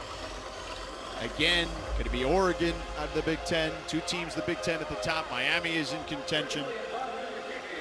And certainly Alabama trying to claw their way back in contention. They'll be on ABC this weekend. A lot of teams fighting for position. We've seen a lot of teams who we thought would be in contention that are no longer part of that conversation. And you see Sonny Cumbie, head coach, talking to Jacob Fields, the safety, the junior from Melissa, Texas. Kickoff here, 2-touchdown game, and here's the reason why he was talking to him. As we see that last play, Rod. Watch Jacob Fields at the top right of your screen in the circle. As Binyard comes in motion, he goes down to him, losing sight of his responsibility, which is supposed to be right there in the middle for that play. The defensive coordinator talked about it. Just do your 111, do your job, and that's allowed them to be successful this year. He tried to do more than what is asked of him. Well, and it's interesting because I asked their defensive coordinator yesterday. I asked him, Luke Olson, what do you do when guys freelance? He's like, we don't want them to do that at all, to your point. Bullock on the roll, lofts one, it's caught for a big first down to Marlon Jackson in Owls territory. And Bullock now seems to get comfortable after a few drives. Love to see that from Bullock. Just seeing one go in. It's like that basketball, those basketball players. You go to that free throw line, you just want to see one go in. A 28-yard completion. And Bullock this time lowers the shoulder, picks up 3. Now let's see if if that brings some juice, for him. Making a big time throw right there. He's going to need more of that as this drive continues. Officially will be marked down at the 45-yard line. So a 2-yard gain for Bullock. Bullock in the pocket. Dangerous pass, almost intercepted by Garland Benyard. And Benyard is one of those guys. We talked about his brother Gabe a lot, but Garland incredibly athletic as well.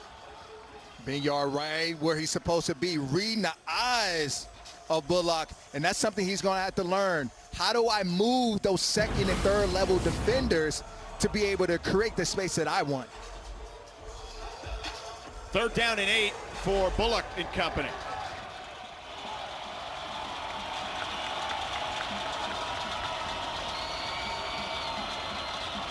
Gandy in motion. Bullock over the middle. Trying to drag defenders is Eli Finley. He'll be just shy of the marker. 6-yard gain, 4th and 2. What are you doing now? Going for it. The time is now. I feel like they're going to be in a 4th and 1 situation. They picked up 1 to 2 yards. You have a guy like Wiggins at your disposal. Let's go for it. And Sonny Cumbie's keeping the offense out.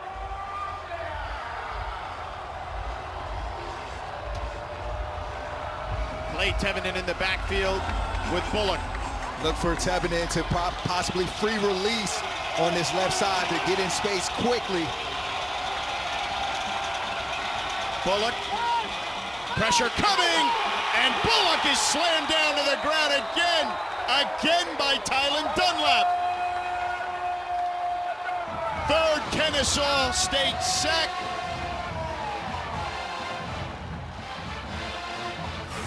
You ask your captain, your leaders to make plays and show up in these moments, and Dunlap is doing that. Just a nice power rush. Just continue to drive the feet, and he put the guard right back into the lap of the quarterback. Please reset the game clock to 7 minutes and 23 seconds. And you see Dunlap again 3. just causing all sorts of havoc. 2-score lead for the Owls.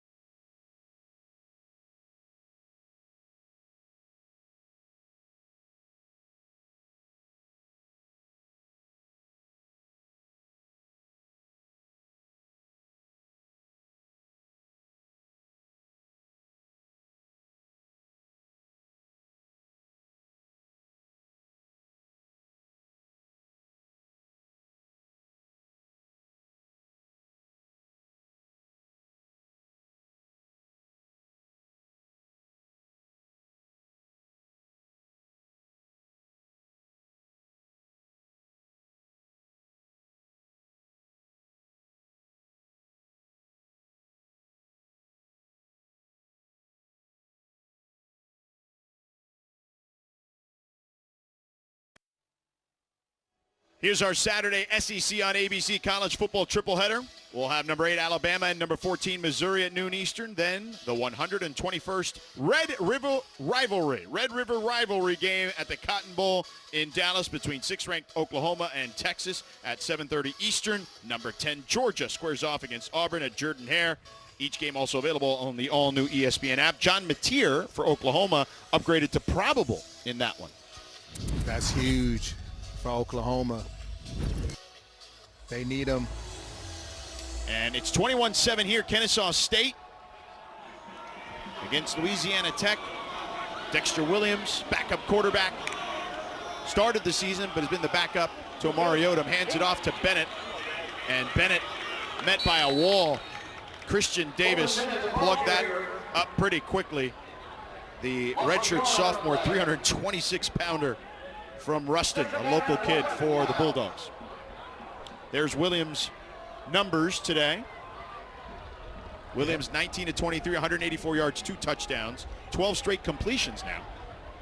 This has gotten better as the game has gone on. Benyard. Really seeing the defense clearly. You see Benyard in motion. The 6 offensive linemen have certainly helped him too because the protection has been better. Absolutely. Williams play fakes to nobody. Pressure coming, pocket collapsing, rolls out, gets grabbed by his feet, wisely throws it out of bounds. Jaden Mayfield and Zarek Hill, the true freshman from Ruston High School, with the pressure on Williams. Yeah, Bulldogs defense, they can't seem to bring Dexter Williams down for a sack to create that negative loss that they're looking for, because every time it comes, he feels the pressure and then he escapes it. Again, a very experienced player, has seen a lot of the different pictures. 3rd and 11.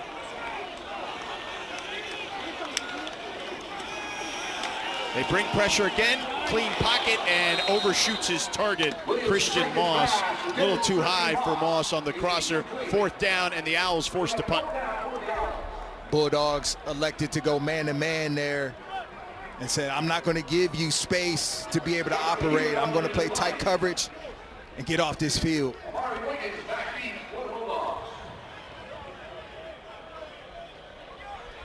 Latulis back to field the punt. Joshua Hewitt, the punter.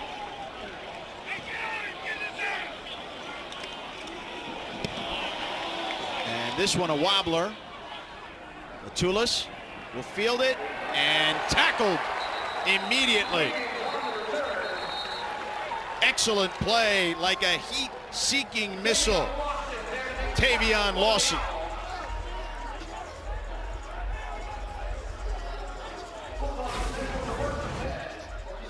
Really good job at closing the ground, coming to balance, grabbing the legs and wrapping them up by Lawson.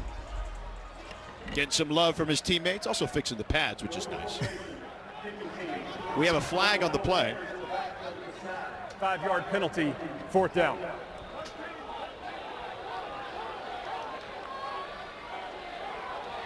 We did not get a chance to hear what the penalty was, but we do know it's a 5-yard penalty, and they will re-kick.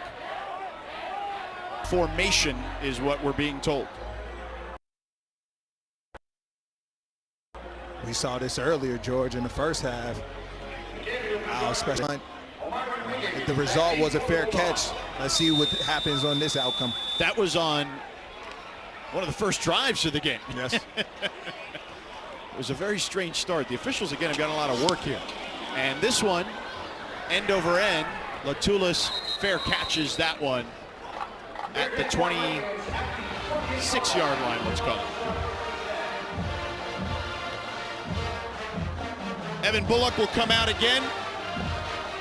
And he looked more comfortable to me, Rod, you tell me, when he was on the move.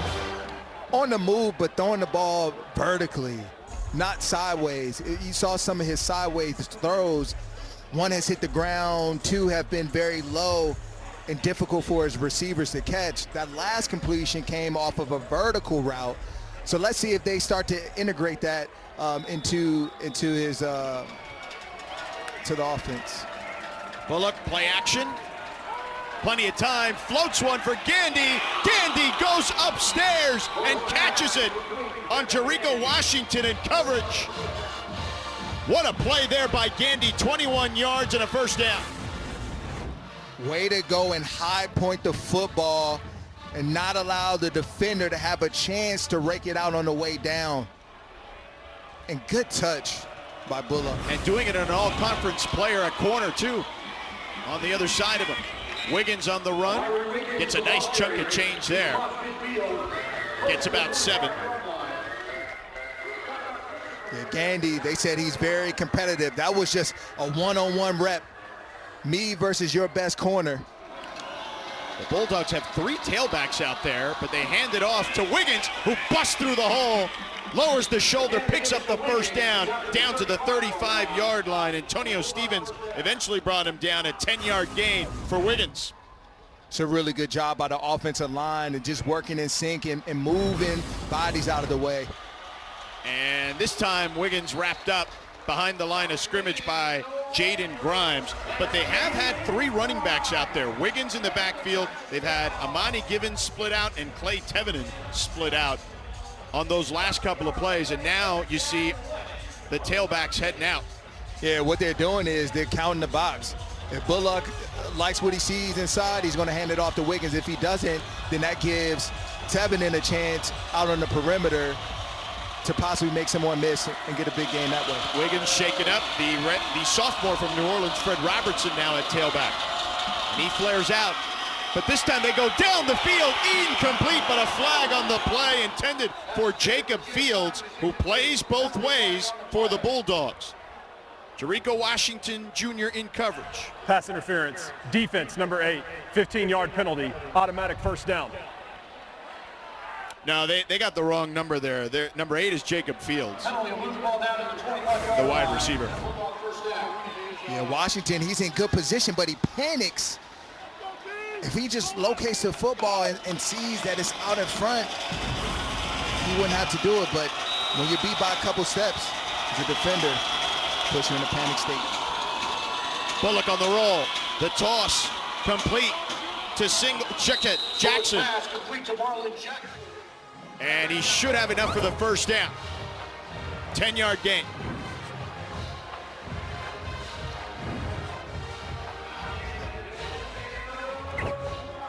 So again on the move for Bullock. Completing the pass. First and goal. Bullock floats one. Too far for his intended target, Dane Benedicts. Ethan Tooks in coverage for the Owls. Really good coverage by Tooks. Just aligning in a press alignment, controlling the route all the way through, and then finding the ball.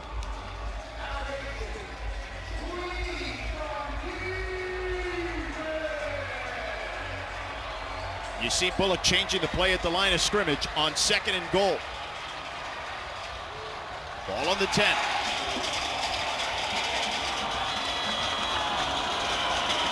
Pressure in his face, gets it off to Robertson, and out of bounds inside the 10. Antonio Stevens threw him out of bounds at the 7. It'll be 3rd and goal from the 7.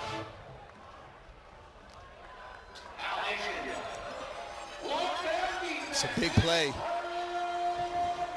for this Bulldog offense. They are trying to go with some tempo. Bullock in the gun. Now looking to change the play. 2 receivers to the left, 1 to the right. And now Gandy in motion. Bullock, pressure backside over the middle. Intercepted by Antonio Stevens. He snagged that one. Gandy was open in the back of the end zone, but Antonio Stevens said, not tonight. His defense again coming up big. 2 turnovers on the day. Here's the second one. Stevens just reading the eyes of Bullock, being exactly where it's supposed to be, and capitalizing and finishing. They say turnovers in the red zone are worth 2. Coming into this one, Rod, Louisiana Tech only had 5 giveaways this season. That's their second turnover tonight.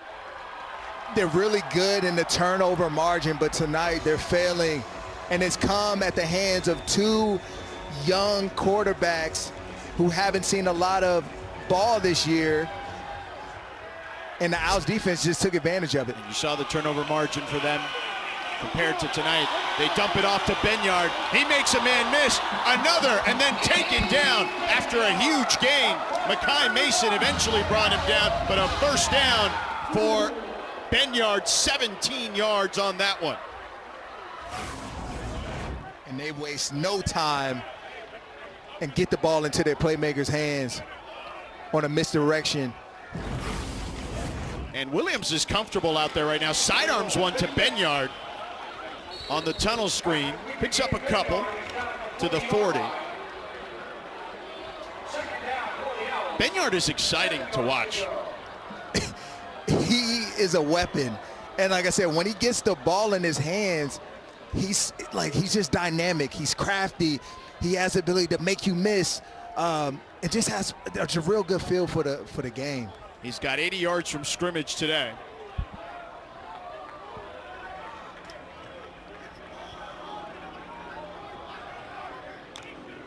Williams to Bennett on the handoff. He gets through the hole, gets it to the second level, and chased out of bounds, taken down near the 30 by Joshua Cobbs. Coleman Bennett with a 29-yard gain and a first down, and the Owls are pouring it on. This Owls offense is clicking, they're smelling blood, and they're attacking this Bulldog defense. And they're just doing anything they want to do right now, whether it's through the air or on the ground. And Cobbs, who made the tackle, seemed to be clutching his arm and ran off with an injury. Terrible snap. Williams somehow picks it up like a shortstop, dumps it off to Moss. He makes a man miss. Should have enough for the first down. What a play there by Williams to field that one. Look at this. It's the composure. Again, most would panic in that state and maybe think about running. He picked it up, took a breath, and threw the ball for a strike to his receiver. Cameron Williams at center with the poor snap. The 5th-year senior out of Montgomery, Alabama, transferred from Alabama A&M. Chase Belcher now in the game in the backfield on the left hip of Williams. Play action. Pressure coming. They're flushing him out of the pocket. Throws off his back foot to the end zone. That one tipped and incomplete, intended for Benyard, but Jakari Foster went up at the high point and knocked it away. Normally this Bulldogs defense, they make you pay when you throw the ball like that. And you saw Dexter Williams right after, he looked at the sideline and he said, I got you. Because all of them, they were worried about that ball going into the defensive hands. Kennesaw State, first quarter only 34 yards. They'd started fast the last 2 games, 276 yards since that first quarter. They hand it off, now pitch it back to Williams, and he tosses it to Bennett. Bennett makes a man miss. Bennett breaking tackles, and Bennett muscling his way inside the 15. The snap was a direct snap to Bennett. He tossed it to Williams, and then Bennett got it back. A little trickery, but you see the fatigue starting to set in for this Bulldogs defense. There's 5 people in the picture, but they're not doing a good job at tackling and wrapping. And that'll do it for the third quarter. The Owls in control, 21-7, and threatening again. He's got coming to life, celebrating each other. They're doing the thing.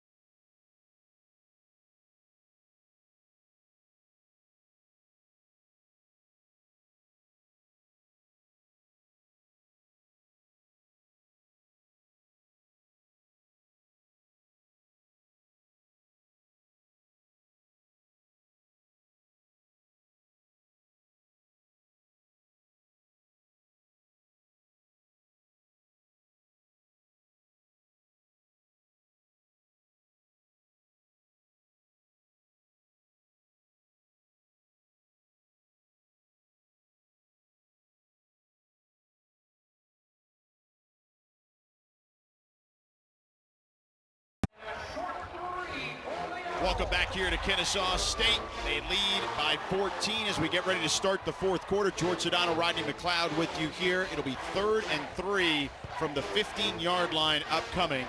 Even a field goal here would be big because it would still be a 3-score game if you're Kennesaw State. Both teams coming off a 3-game win streak heading into this one. In the backfield with Dexter Williams, who started tonight, his 3rd start of the season, was Benyard and Coleman. And they dump it off and complete for the first down to Rivard.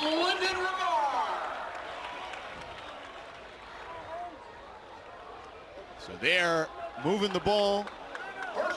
Now 1st and goal for the Owls. Coleman Bennett in the backfield. You see him there, number 0. Son of Donnell Bennett, 8-year NFL pro, national champion at the University of Miami. Won that title in 1991. Dexter Williams takes the snap, gives it to Bennett. Bennett gets stood up Coleman at Bennett the 7. pounds his way forward for a couple. 2nd down and goal. It'll be 2nd down and goal for the Owls. This Bulldogs defense, they have to find a way to create a turnover. That is the biggest difference in this game right now. Owls 2, Bulldogs defense 0. Before tonight, they only allowed 2 red zone touchdowns. Tonight, they've already allowed 2, the Bulldogs. And the Owls are looking to make that 3.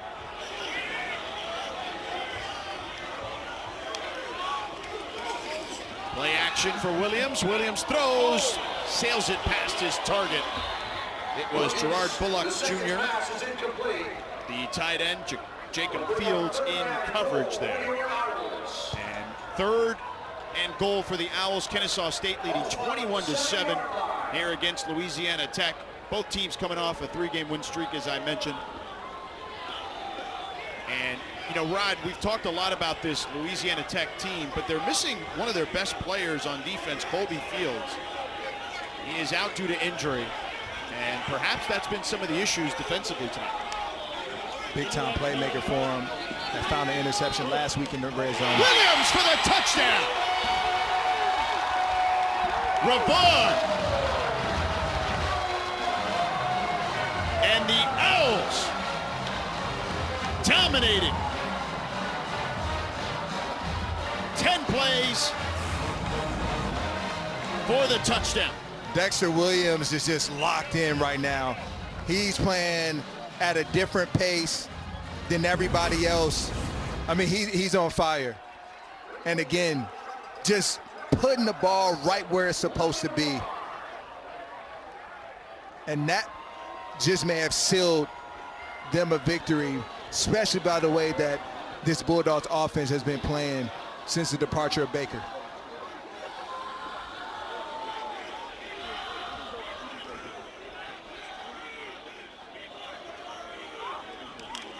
Low snap, kick is up and good. 28-7. And you see the kicker there holding his, let's call it nether regions.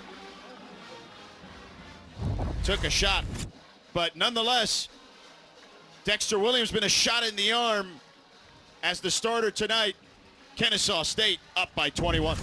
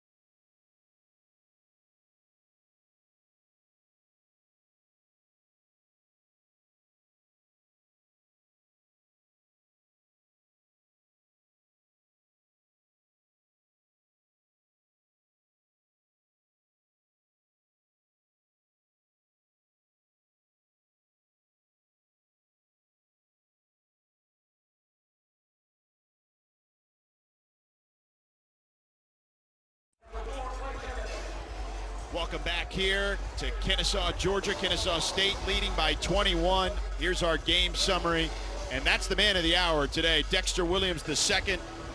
He started off the season as the starter, has been the backup most recently, getting his third start tonight. It was a little bit of a tough start, but since the start of the second quarter, he has been rolling a career-high 3 TDs tonight for Dexter Williams. On fire. And the man is resilient, because to come into the season as a starter and then to find yourself on the bench behind Odom, who's been playing well, who's absent tonight, and then to be available and just to continue to get better as this game has unfolded is the true presence of a seasoned vet like Dexter Williams. We have a flag here on the play. But you nailed it, Rod. I mean, he has been fantastic tonight. And to your point, resilient. After the play, personal foul, unnecessary roughness, receiving team, number 23. The penalty been forced half the distance to the goal, first down. That's Alonzo Jackson Jr., one of their starting linebackers playing on special teams. And Evan Bullock is the third string quarterback. Again, got some good playing time last year, all-conference freshman in Conference USA, but third string this year behind Blake Baker, who's the starter, Trey Kukuk, who gets plenty of run in games. Kukuk threw an interception. Baker was hurt earlier, couldn't come back, even though he gave it a go on the sideline. They run it there with Tevenen. But, and again, this is a young man who played a decent amount of football last year, but when you're thrusted in as the third quarterback, this is just a tough task to ask, to play on the road against a team who is really playing well at the moment with 3 straight wins. Very challenging to do.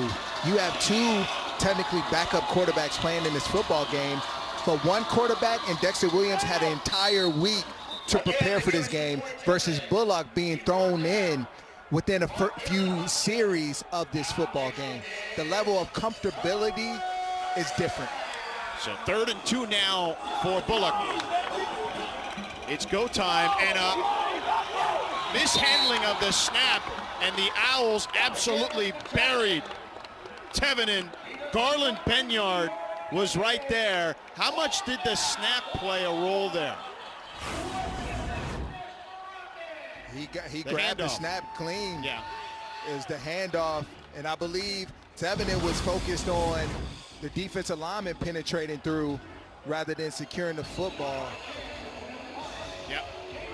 The handoff there was the issue, and there's some rain coming in now.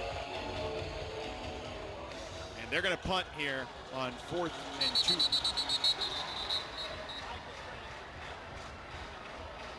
It's going to be a timeout, Owls.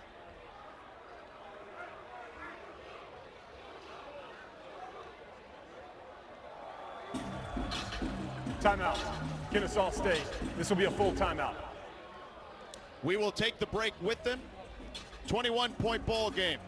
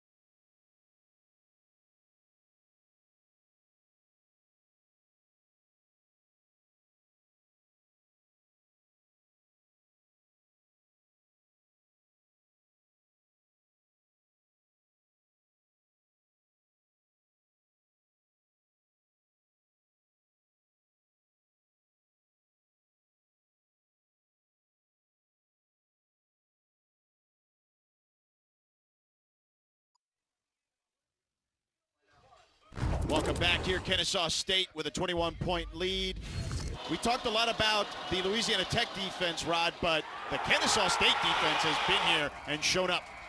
Yeah, they're playing very good defense in their home territory, defending their turf as a defense should. And yes, like you said, they got tired of hearing about Louisiana Tech's defense. What about us? What can we do to change the outcome of this game? And they've risen to the occasion countless times tonight. They lead by 21. Their largest win as an FBS team versus a Division I team is 14 points. Eclipsing that at the moment. They boot this one. Benyard lets that one bounce, and it takes a Bulldogs roll inside the 15. Point chances one. Drops out at the 13-yard line. And with 11:50 to go, they're already up 3 scores. It's going to be very difficult for Louisiana Tech, who has struggled to move the ball consistently, to come back and win this game. You can literally ice this one on this drive if you're the Owls. Talking to Dexter Williams and the rest of the offense, don't give the ball away. They're going to lean on their run game to not put the ball in harm's way. Coleman Bennett has 55 yards on the ground on 11 carries. 5 yards a clip. He's in the backfield as the rain is coming down. Bennett on the right side. Picks up a couple. And I would imagine they will take their time here. Absolutely. You're in no rush. Just make sure you get in the right play. You know you're going to hand off the ball. Make sure that the snap is secure and see the ball all the way into the ball carrier's hands. Trips receivers to the bottom of your screen. On 2nd down and 7. Bennett is the back on the left hip of Williams.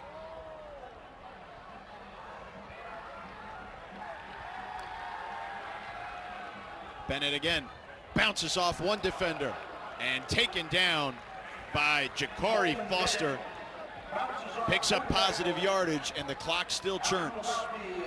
3rd down upcoming. Yeah, Bennett is not allowing one guy to bring him down.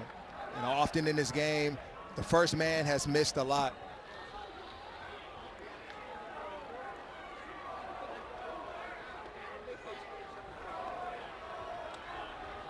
And even particularly with this rain coming down, you expect him to hand the ball off. Well, it's an empty backfield at the moment. So I guess they're gonna, no, when Al Bennett gets back in there. Williams on the roll. Checks it down to his tight end, Bullock. And has it up for the 1st down to the 25. 7-yard gain. Bullock, he was a guy that initially was engaged with the defender, Makai Mason, and then he released late. So they get the 1st down conversion, and the clock continues to tick down. It was imperative. The Bulldogs want a chance to change this game. They needed to get off on that 3rd down. The percentages continue to increase as time ticks. Bennett picks up 5. The percentages continue to increase for the Owls' victory and clearly decrease for the Bulldogs' chances. Remember how this game started? It was a delay of game on the first play of the game by the Owls. And look at how they have bounced back after a rough start in the first quarter altogether. But that was an ominous sign to start. We thought, uh-oh, they could be in deep trouble. Yeah, very, very shaky start. Yeah. Wildcat play here for the moment. Then they get out of it. Williams gets it. And Mekhi Mason took him down. Where many of people would question the decision of Dexter Williams, or even him as a player, to maybe even get into dumps after the first few drives. Like I said, just the resilience of the young man to battle back and put his team in this position now was impressive. 6 offensive linemen back for the Owls.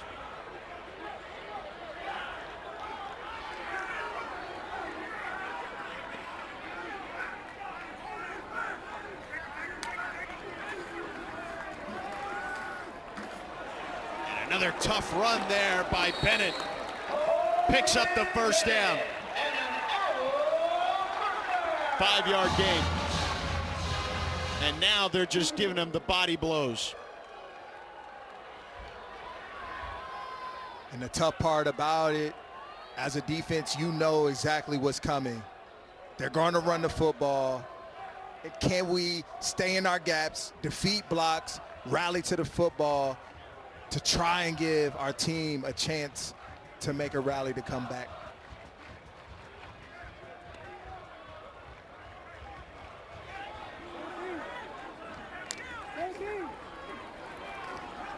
Williams keeps, big hole, slides down at the 37-yard line.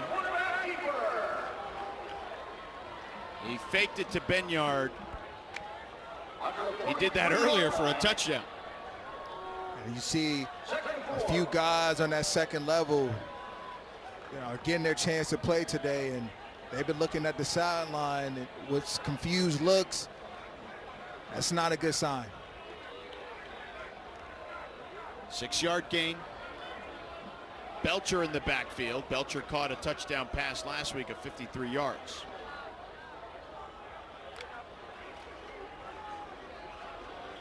Belcher. It's near the marker. He's out close to the first down marker. All right, he's going to be just short. There's the standings of the top 6 in Conference USA. It'll be 3rd and short upcoming. And talking to head coach Jerry Mack this week, I asked him, what would this win mean to his team? And he said, a real contender, not a pretender. Belcher, you saw him head to the sideline and hit the ground immediately, as they tend to him. And the handoff again to Bennett. Picks up 3. Maybe 2.5, we'll call it, to midfield.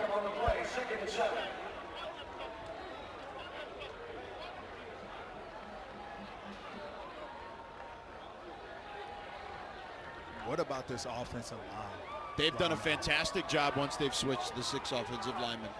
I mean, on the series that they haven't, it's noticeable. And the interesting part is the Bulldogs, whose defense is fantastic, has not really adjusted very well. No. They've had no answer for it, which is surprising. Williams, pressure in his face, throws it away. That was Zarek Hill, the freshman from Ruston High School. 3rd down upcoming.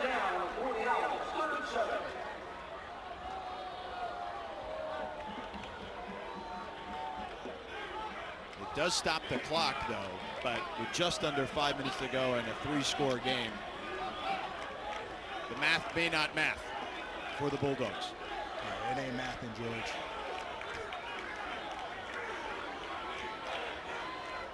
Third and 7.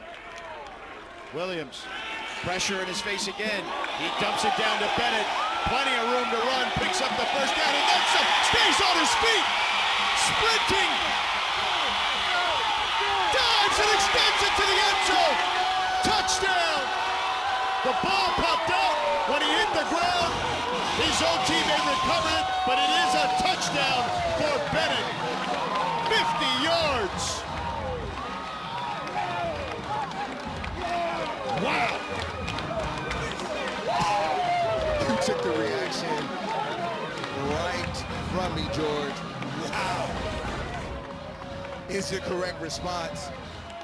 I mean, Bennett has just been running like a madman all game, and it's been a big reason why this offense has improved since that first drive, and he just caps it off in a grand way. Jordan Jackson was the player who recovered it, but it looks like the touchdown will be given to Bennett.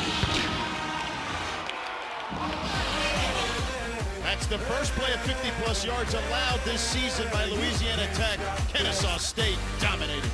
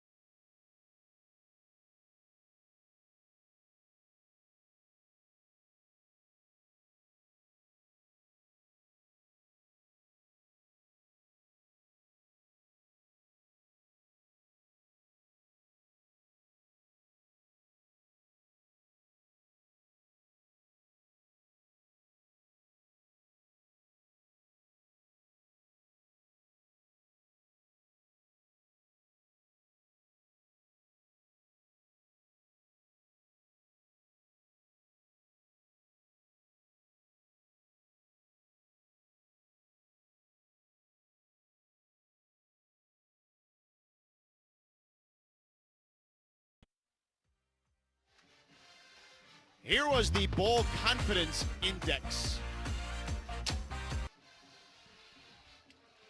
We'll get to that in just a moment. Here's our Saturday SEC ABC football triple header. We'll have number 8 Alabama and number 14 Missouri at noon Eastern. Then the 121st Red River rivalry game at the Cotton Bowl in Dallas between 6th-ranked Oklahoma and Texas. At 7:30 Eastern in the nightcap, number 10 Georgia squares off against Auburn at Jordan-Hare. Each game also available on the all-new ESPN app. Gandy ran it back and taken down immediately. Here's our Bowl Confidence Index for Conference USA. And, you know, people thought Louisiana Tech was going to be in the mix. Not Kennesaw State, though. And the interesting part about that is this. This was a team that's in its second year in the FBS, Rod. They were 2-10 last year, 2-6 in conference. They are bowl eligible this year, interestingly enough, as we put that graphic up. Can go to the Conference USA title game. And when we talked to Coach Jerry Mack, he said he didn't want to be known as the new team anymore. He told his guys, hey, man, you just got to embrace being the underdog. And they have certainly done that tonight. He told them, create a legacy. And they're going to have their 4th straight win in this contest once it goes to zeros. A really impressive job by Jerry Mack in his first season. I know all too well about being the underdog, George. Back in the Eagles, they say the hungry dogs run faster, and Jerry Mack has these guys playing at a high level in a group that has a lot to prove. Finley picks up the first down. They certainly do have a lot to prove, but again, they are absolutely embracing it. He told the kids at the beginning of the season, don't play against the logo. And because that already becomes daunting in a lot of ways. And they've taken that to heart and have performed really well this season. Absolutely. Faceless opponent. Just focus on us and focus on the process. Everything else will take care of itself. What we do throughout the week will show up on Saturdays. And tonight, on Thursday night, is showing up big versus a Louisiana Tech team that many feared. Louisiana Tech picked up the first down there. Wiggins on the run. He picks up a first down the sideline and pushed out of bounds after another first down gain there by Mylan Jones, a gain of 13. But you were saying, Rob. Yeah, many people have feared this team, and they've said they stood toe-to-toe with them, and they're getting ready to walk away with a victory again on their home turf, which they're undefeated, by the way. Haven't lost a game here yet. They trailed 7-0 and have run off 35 straight points. Wiggins with the run. Again, the division Wiggins. This time it's Baron Hobson. It's just a cool story, man. You know, again, second year in the FBS. And to have this kind of success early this season, a testament to what they're capable of. Wiggins fighting for yardage there, and a late flag comes in near the sideline.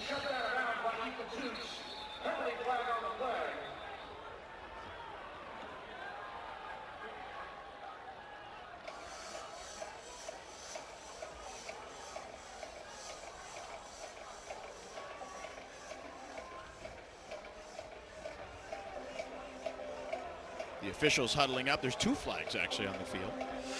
One at the 46 and the other one at the 39. Last year, Kennesaw State lost to Louisiana Tech 33-0. So some sweet revenge for the Owls. Personal foul, face mask, defense, number 10, 15-yard penalty from the end of the run, automatic first down. That's Ethan Tukes, the cornerback.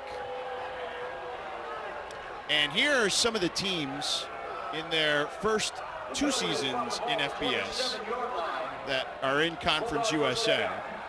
And you see there's been some success stories there, as you see Jacksonville State, Sam Houston, who won a bowl game last year at the New Orleans Bowl.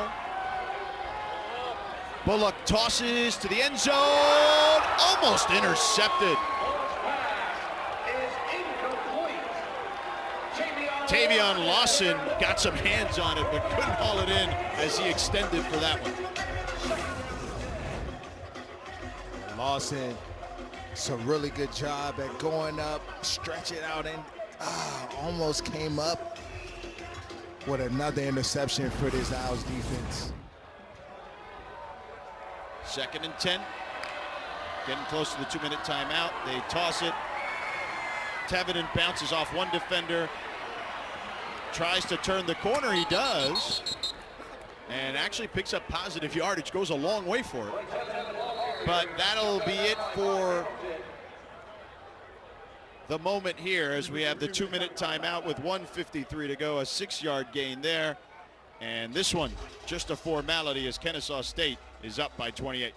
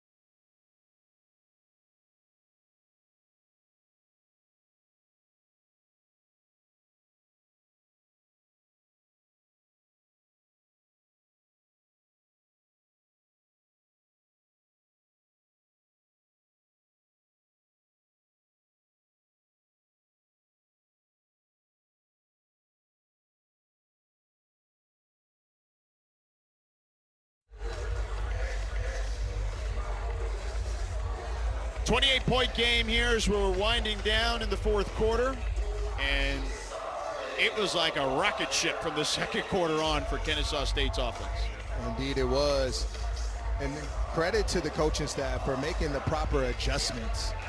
The game is so much about strategy and game plan, but the game plan gets altered at times. And so you have to give a lot of credit to this coaching staff, both offensively and defensively, for making the proper adjustments to rally from the second quarter on. Third down here for Bullock. Checks it down underneath to Tevinen for the first down. And if you are Louisiana Tech, if Baker and Blake Baker, the starting quarterback, as we mentioned numerous times, hurt early in the game, if you got to roll with Bullock, I mean, he's got tools to work with, but this is a teaching moment here. It definitely is a teaching moment, and more importantly, I believe he will be better. If he has to play going into the following week, I think with the full week of preparation, recognizing and knowing that he is the guy, we'll see a much improved Bullock come next week. He picks up 9 on that one. It's 2nd and 1.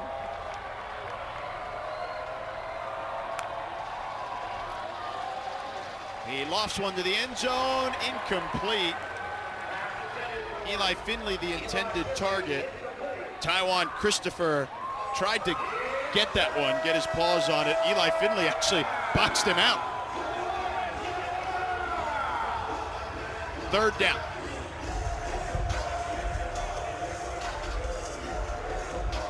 It's getting turned up in here, Rod. Oh, they have a lot to celebrate in this building. The fans that are left after the rain.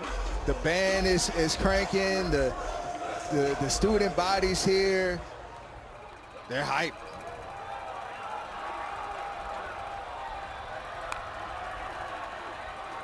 Bullock on the keeper.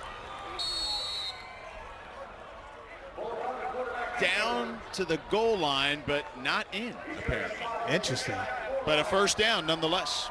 First and goal. I thought he crossed that line. Did the knee come up short? That looks like a touchdown to me, but the referee did not signal it. And on the ground, Tevinen denied. Barron Hobson, first one on the scene. 2nd and goal. Time ticking.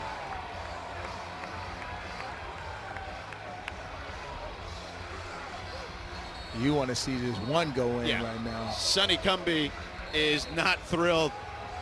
Ran over there. It's too late though. Now they ran a play. Like if you wanted them to review that other play, you had to call timeout earlier. Yeah, throw it out there with confidence.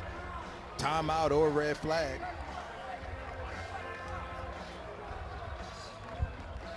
Let's take a look at that play again. Louisiana Tech has called a 30-second timeout. Please reset the game clock to 41 seconds.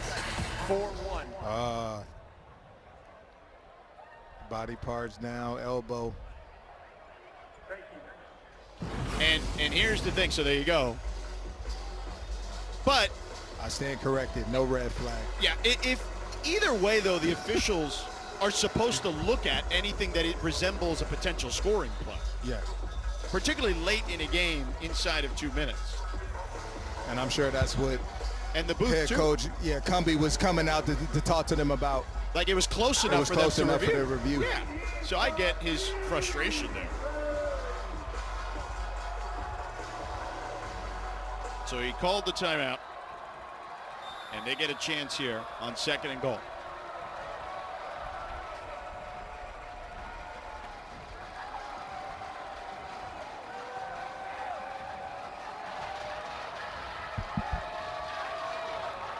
I was calling the moment there, going back to my NFL playing days. Throw the flag, coach. Throw the challenge flag. Yeah, it's all right. You just got off the field a few months ago. And what are we discussing here?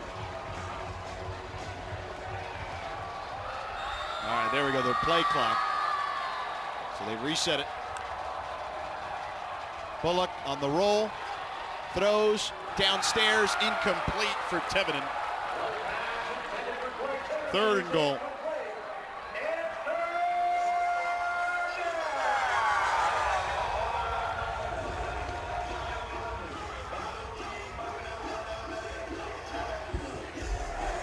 And if you're Sonny Cumbie, got a lot to go to the drawing board with this week.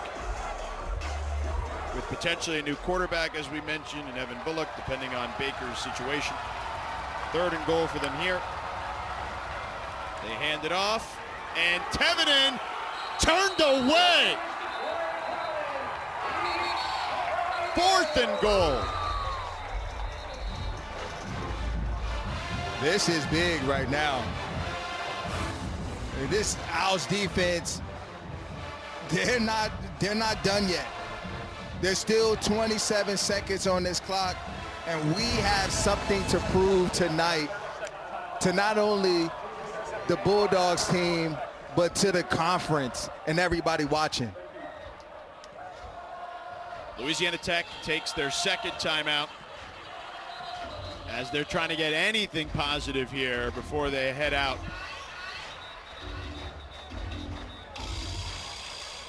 Sixteenth play coming up of this drive. And to your point, Rod, the people who are left, the Owls on the sideline, the 11 on the field, their defensive coordinator, Mark Mattioli, they want to stop here. Yeah, it's as if this game is 0-0.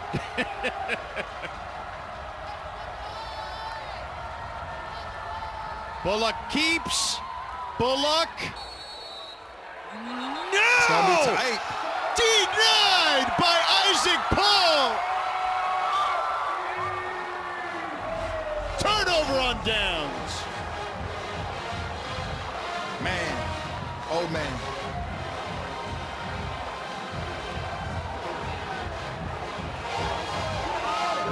Says a lot about the character of this team. Head coach Jerry Mack, the culture that you're trying to preach and develop here. This is it. I mean, look how many hats are in that picture. Fighting for that yard.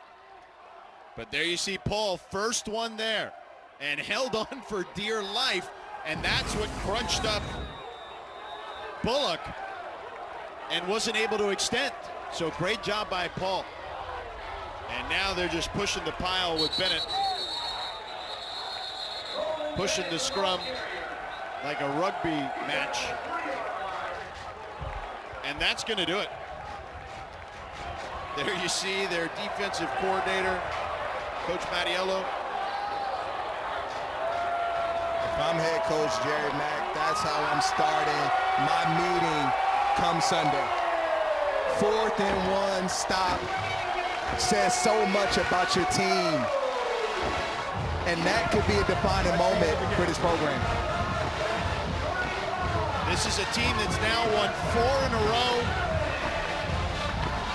And in their 2nd season in FBS, they're making some noise. 2-0 in conference. They defeat a team that many feel will be at the top of the conference or near the top. They are staking their claim to their position in Conference USA. It's a great metric on where you are. And they have to like exactly what they did today. Kennesaw State, a season-high 35 points. Dexter Williams gets his 3rd start of the season, a school record 4 TD passes, and head coach Jerry Mack joining us here. 4 in a row, coach, and to do it in dominant fashion. What was that like, especially after the tough start in the 1st quarter? Man, it's a compliment to the coaches and the staff. The resiliency of the kids and how they played and how they performed was unbelievable tonight. You know, we told them we're going to have to come through the front door. We can't come through the back door anymore. And I think they burst on the national scene a little bit tonight. Great job tonight, Coach. What did that 4th and 1 stop there mean to you and this football team? Yeah, I think it showed we got a little football team here. You know, we got some guys that have some pride about themselves, and we were determined not to let those guys score another touchdown tonight, and the defense put the stake in the ground, and you saw what happened. Dexter Williams, I mentioned a moment ago, his 3rd start of the season. He's been the starter multiple times, obviously. He gets in there tonight, a school record 4 touchdowns. What can you say about that young man and what he was able to do for you tonight? Man, we always believed in Dexter. You know, it was a compliment to him and what he's put in. He never wavered one bit. You know, when he was the backup in the number 2, it didn't matter. He still performed. He still worked his butt off. He still came in the building every day and prepared, and that's what you want from anybody in the building. Anybody that puts a jersey on that sideline on Thursday, Tuesday, or Saturday night, they got to be ready to play, and that's what he came to do tonight. Coach, this team was 2-10 last year. This is your first year, second year in the FBS. You told us this week, you tell the kids to create a legacy. How do they continue to do that? Preparation. You know, the things that they do throughout the week. We got a little break right now coming on a few days, a few extra days. But the things that they do to prepare throughout the week, we don't play the logos. We just prepare and try to get better. The teams that they play the best, and that you remember the teams that play great in October and November. Coach Mack, get inside, man. Go celebrate. Get out of this rain. Thanks for the time. Appreciate you guys. Thank you. Yes, sir. Congratulations. Rod, final thoughts here on this one. Just a well-played football game by the Kennesaw State football team. Complimentary football on display. And this is a great mark for them going forward, coming in here, home turf, and beating the Louisiana Tech Bulldogs. 4 wins in a row for Kennesaw State, 2-0 in conference. Louisiana Tech now 3-25 on the road since 2021. That'll do it for us here in Kennesaw. Our final score, Kennesaw State 35, Louisiana Tech 7. For our entire crew here in Kennesaw, Georgia, for Rodney McLeod, our analyst, I'm George Sedano. All games airing on the ESPN networks are streaming live and archived on the ESPN app. This has been a presentation of ESPN. Have a great night.